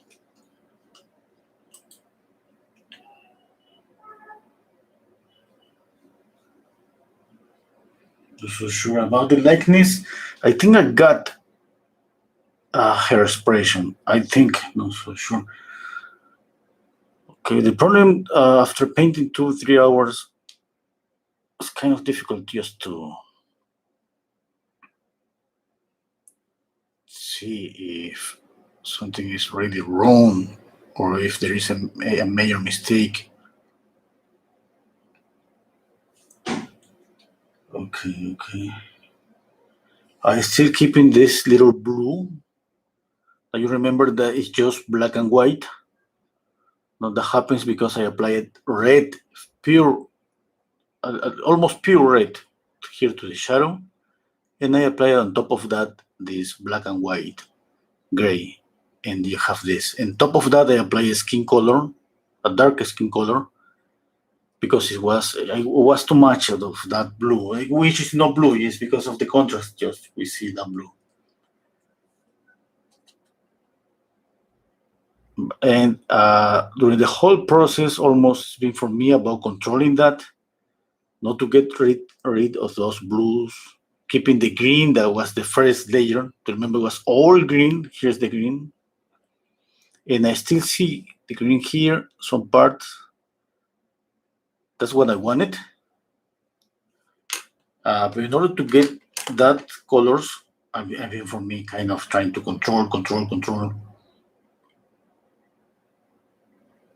Being aware that those colors and not trying to just forget about those colors while I'm trying to work on the likeness, which is something that always got me distracted. Because you know that we all want the same. We all want, when we paint a portrait, that somebody says, okay, that looks like the person. If somebody says, oh my God, that's exactly, is just perfect for me. But even if I get to the 70% of the likeness, that's really good for me. Okay, I need to work more on squinting my eyes and stepping back. Now I'm going to capture the screen, and I'm going to open Photoshop. And in Photoshop, I'm going to reverse the image. Okay, it's like using a mirror, exactly like using a mirror. But of course, it's going to be more stable here for me. I mean, when you use a mirror, you move your hand. You're trying to move the hand. And okay, I have here. I'm going to take out the color just to see values, which I think is, of course, my values are different. Like I said, I didn't went to this dark. That wasn't my plan.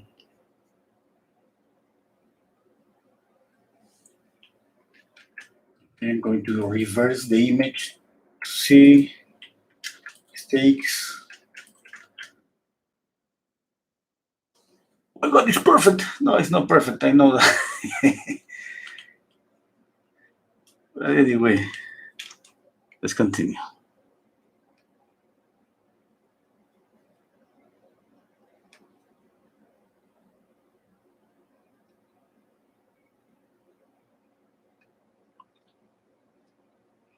She has something here.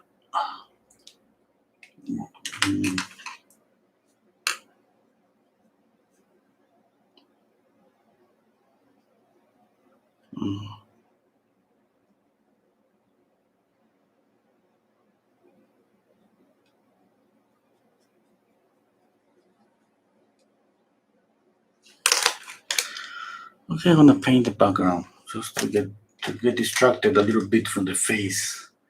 In this way, I can rest from watching the face again and again and again.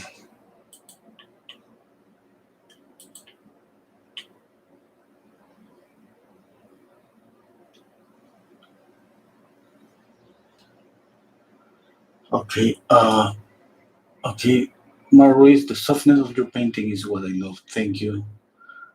The orange in the left cheek, wonderful movement. I like it. Yes, I love this orange. Maybe I should. Oh my God, I just dropped. Okay. Maybe I should add a little bit of this orange here too. Because it should be always, there is always reflected light. Always. Okay. Now, Chrysalida, you have addressed the very issue very well and the best you can for the amount of time you have. I truly appreciate for the work. Thank you so much, Chrysalida. Do you mean left or right or upside down when you reverse it? Oh, I mean, it's the same if you use a mirror. You have this. I put It's like you take a photo, you reverse it. Both. I mean both. Not just this. If I use a mirror, I'm gonna hold the mirror just here. I'm gonna try to see the reflection. I mean, not in this position. Yes, I'm gonna put the mirror just like perpendicular to the painting, kind of perpendicular. Yes. I'm gonna put this closer to compare it. I'm doing this to see. Yes, I see something in this eye. Oh my God! I touched the paint.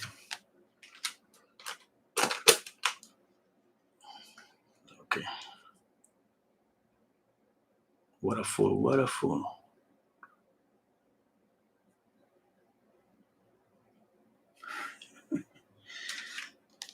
What a fool!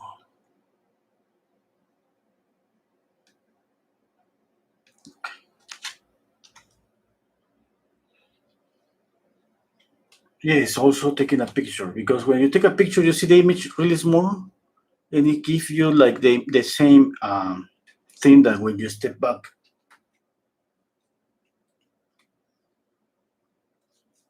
Okay, I was thinking, oh, I'm gonna make the hair. I'm going to paint the background, and then I'll be back to I'll be back to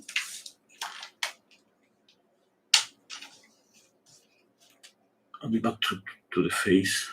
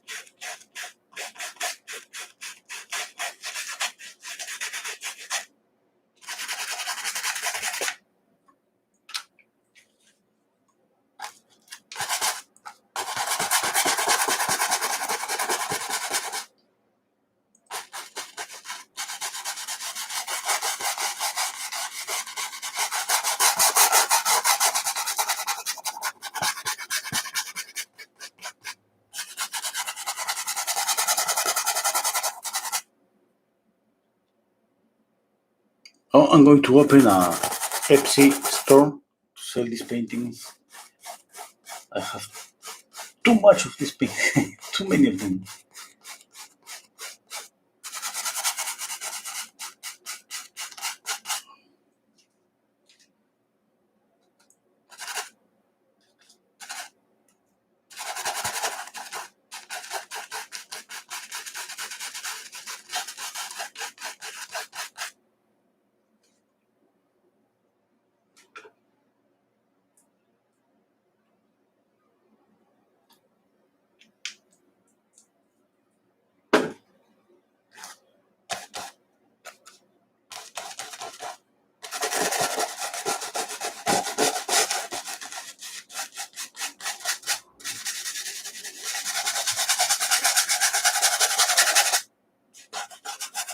I'm just creating a little bit of contrast.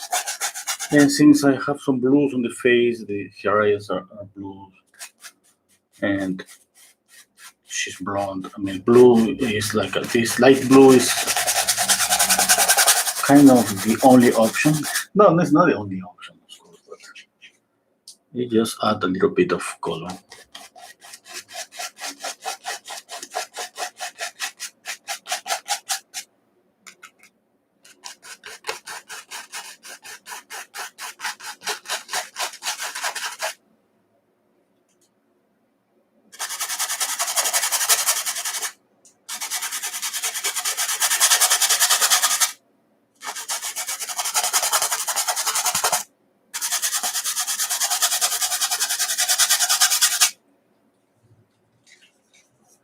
Okay, now I'm going to blend all around the hair.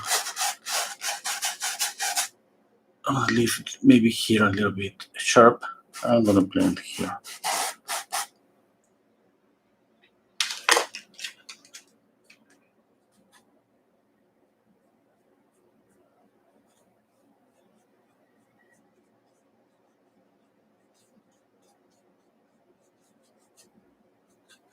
And I'm planning to open this Etsy store and put in all these paintings at $120.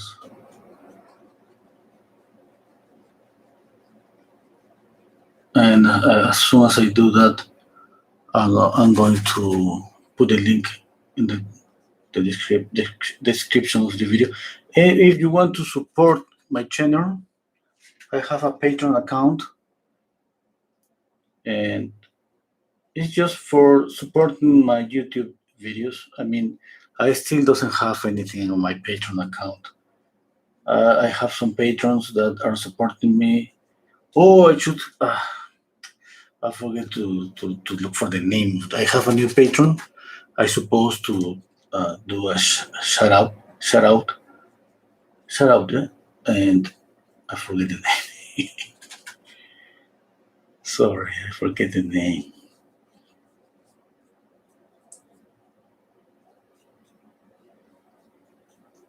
And there is some affiliate links to Amazon if you want to buy the same brushes or the same paint colors, paints I use.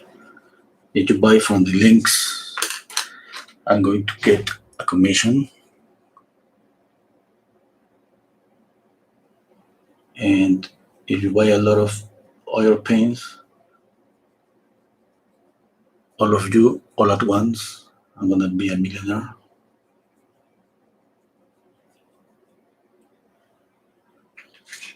Okay, I need to add more highlights here. Okay, I'm gonna put. Now it's time to check out again the face. I was thinking just about the background and just getting distracted from the face. Okay, I think that's okay. Yes, I think that's okay.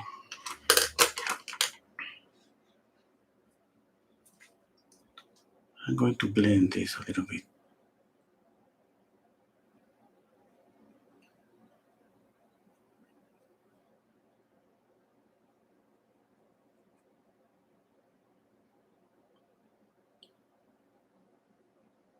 Okay, let me see what. Okay, I was thinking about the hair. Let's make some highlights.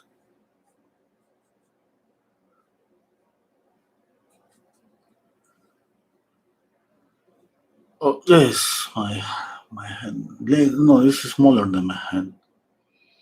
Hi Renso. Hi Reno. Reno? No, no, the Renso. That's my name. Tala. Hi Renso. Hi Tala. I wonder what do you do with the part? What do you? Oh, I have sold four of these paintings that I've been making my YouTube channel, and with the palette, I sent the painting with this portion, which I think is kind of a good, I don't know, memory to, even if you want to kind of see the colors I have used and the mixture I have done during the process, it's there.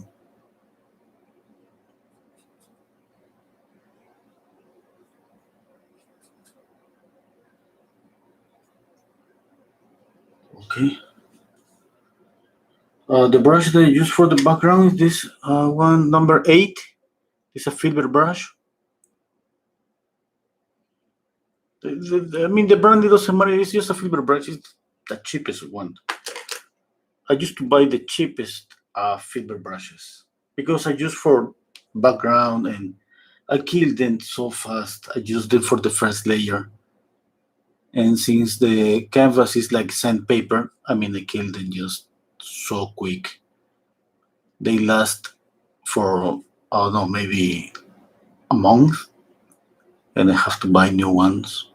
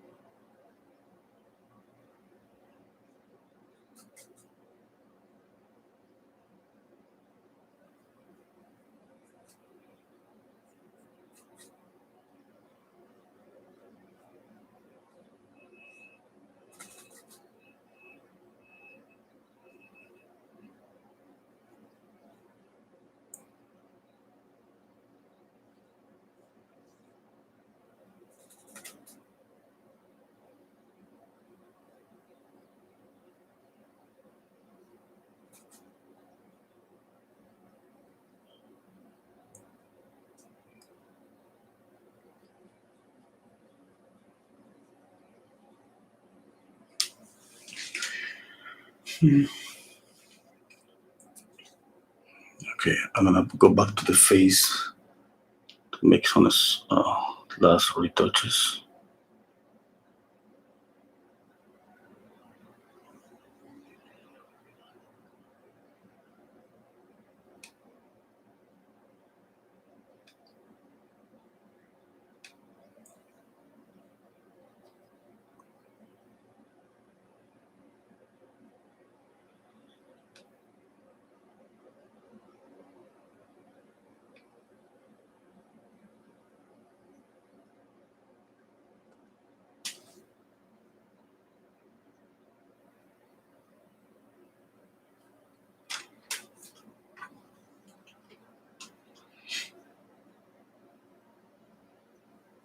Okay, okay, okay.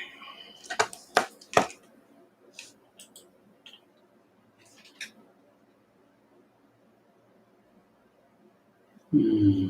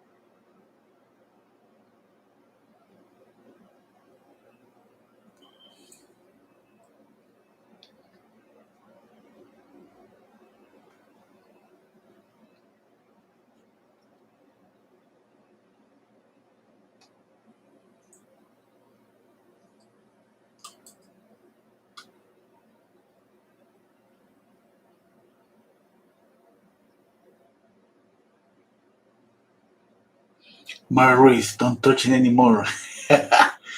Fantastic word. Thank you, Maurice. Thank you, Michael. Thank you. Yes.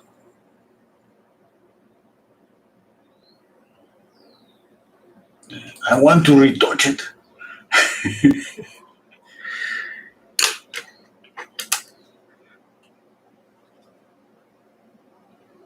That happens. That's always a problem when we don't know where to stop, and that happens to me all the time. I mean, sometimes I looking for this thing about values, always values, small values, subtle values, and that happens all the time.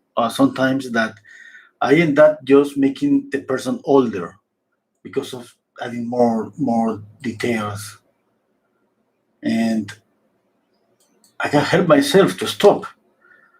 I just it's like that's because I mean that's what it's like the process, part of the process, part of the process right now for me is just doing that, looking all around. Okay, looking values where it's dark, where it should be darker, where it should like blend a little bit more, soft a little bit more. This like for example here, I just see this should be soft that, and sometimes overdo things. Okay, okay, let me see here.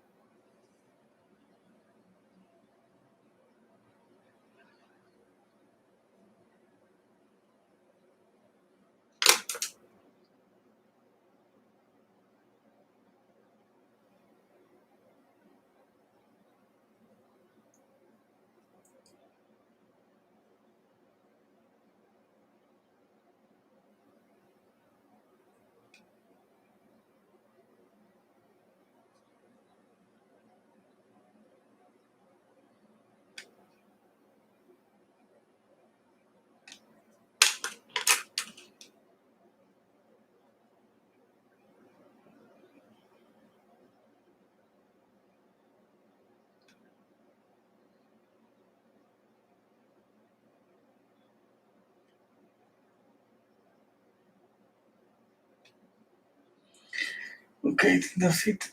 Mm.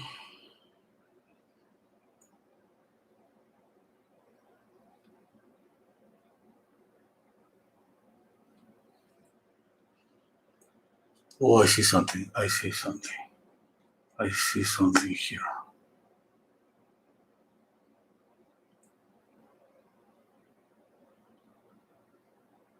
Okay, okay.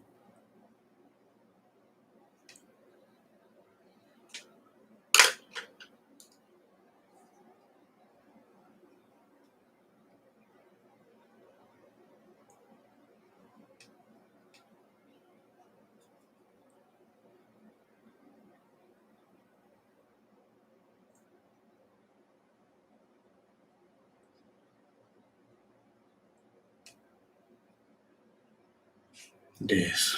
I have to reduce this a little bit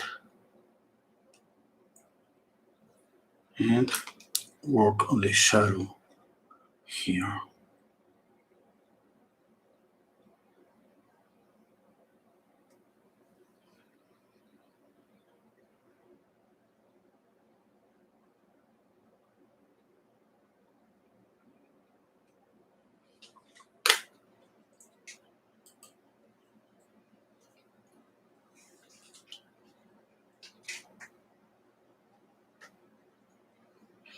Okay. Thank you, Joyce. Thank you, Thela. Marie, maybe you forgot to smudge underneath the right eye. Okay, you mean this? Oh, maybe, yes. Okay, maybe. Maybe. Thank you, Bish. Looking at under the right eye. Okay, here again. Okay. Do you ever paint in just black and white? Okay. No, I mean not like to a final product. I have painted in black and white just for making a grisaille. But I'm thinking about the colors that I'm going to put on top of that.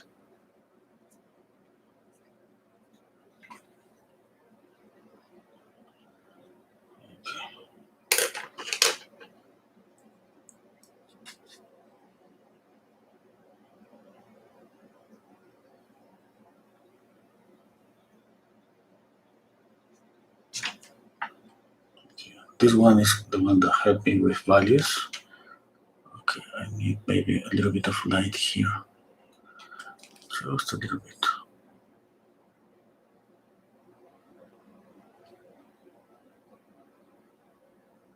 Okay, okay.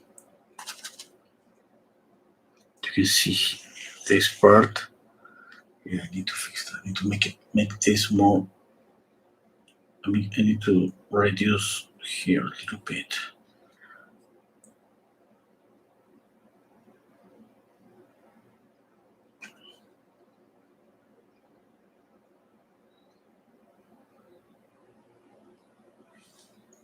Okay, I think that's it. Yes.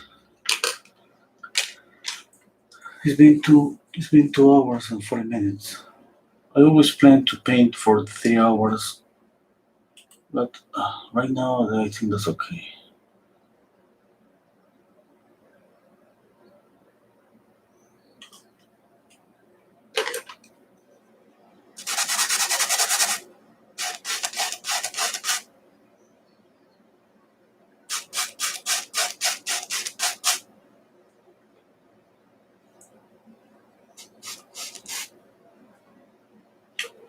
Yes, that's it. I think.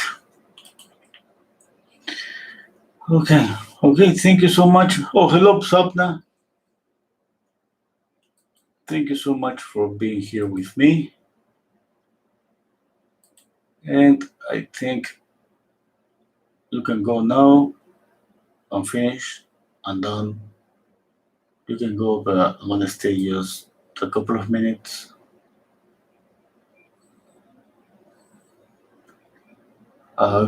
Dita, yes, that's because my canvas it has some tooth a little bit, and I pressure really hard with this because this is a filber brushes, and because they are really cheap, I kill them just I spread the paint really hard.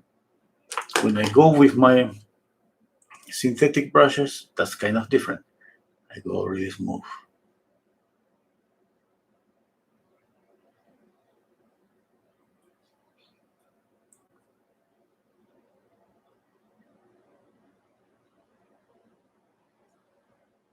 Okay.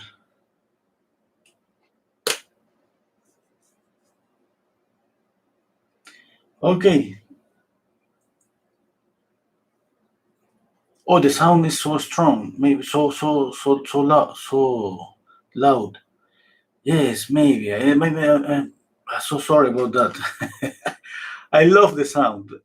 Yes, this. Uh, uh, and I usually, not usually, I never see my videos again. I don't know how is the sound. Yes, I would like to listen to my own voice. I don't know the sound of the brush. I know because I hear the sound right now. So maybe because it's just in front of the camera, maybe the sound is louder. And I'm behind the camera, and maybe my voice sound is a little bit lower. Maybe. Okay. Oh, you love the smell from the paint, not the sound. Yeah, I love the smell of the paint. Okay. Oh, Sabna. Uh, oh, you're trying to register for my online class. Okay. Okay. Okay. Okay. I will send you the link. Okay. And I'm going to look for. I'm gonna check out because maybe my website is not working. I haven't checked out for a while. Let me. I'm going to check out. I will send you a message. Okay.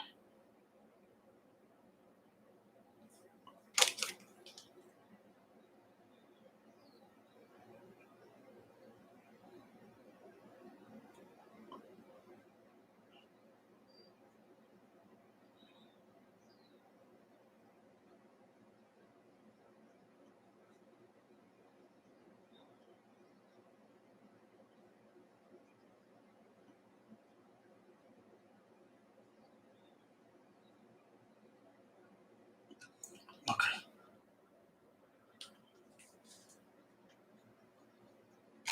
Okay. I will send it to you in Patreon. Mervat, you need an advice as a self-taught painter, please. An advice. What would be a good advice? Watch all my videos and watch all the ads. Don't skip of them. Okay, I mean, just paint. Paint. I mean, the good thing right now nowadays that you can find a lot of information on YouTube from a lot of painters, and you gotta check out like as much as possible all the great masters, all the living masters, and get information from any of them, all of them, and paint, practice. Yes. Okay. And color theory, I would say. I mean, when we think about color, don't think too much about mixing the colors. It's more about harmony, how they live together here in the painting. The mixing part is the beginning. That's okay, but we just get stuck there, just about mixing. It's about more harmony, about more temperature, how warm, cool, or neutral a color is. Okay. Okay. Thank you so much. Thank you for being here with me, for taking the time to watch the video. See you next time. Okay. Take care.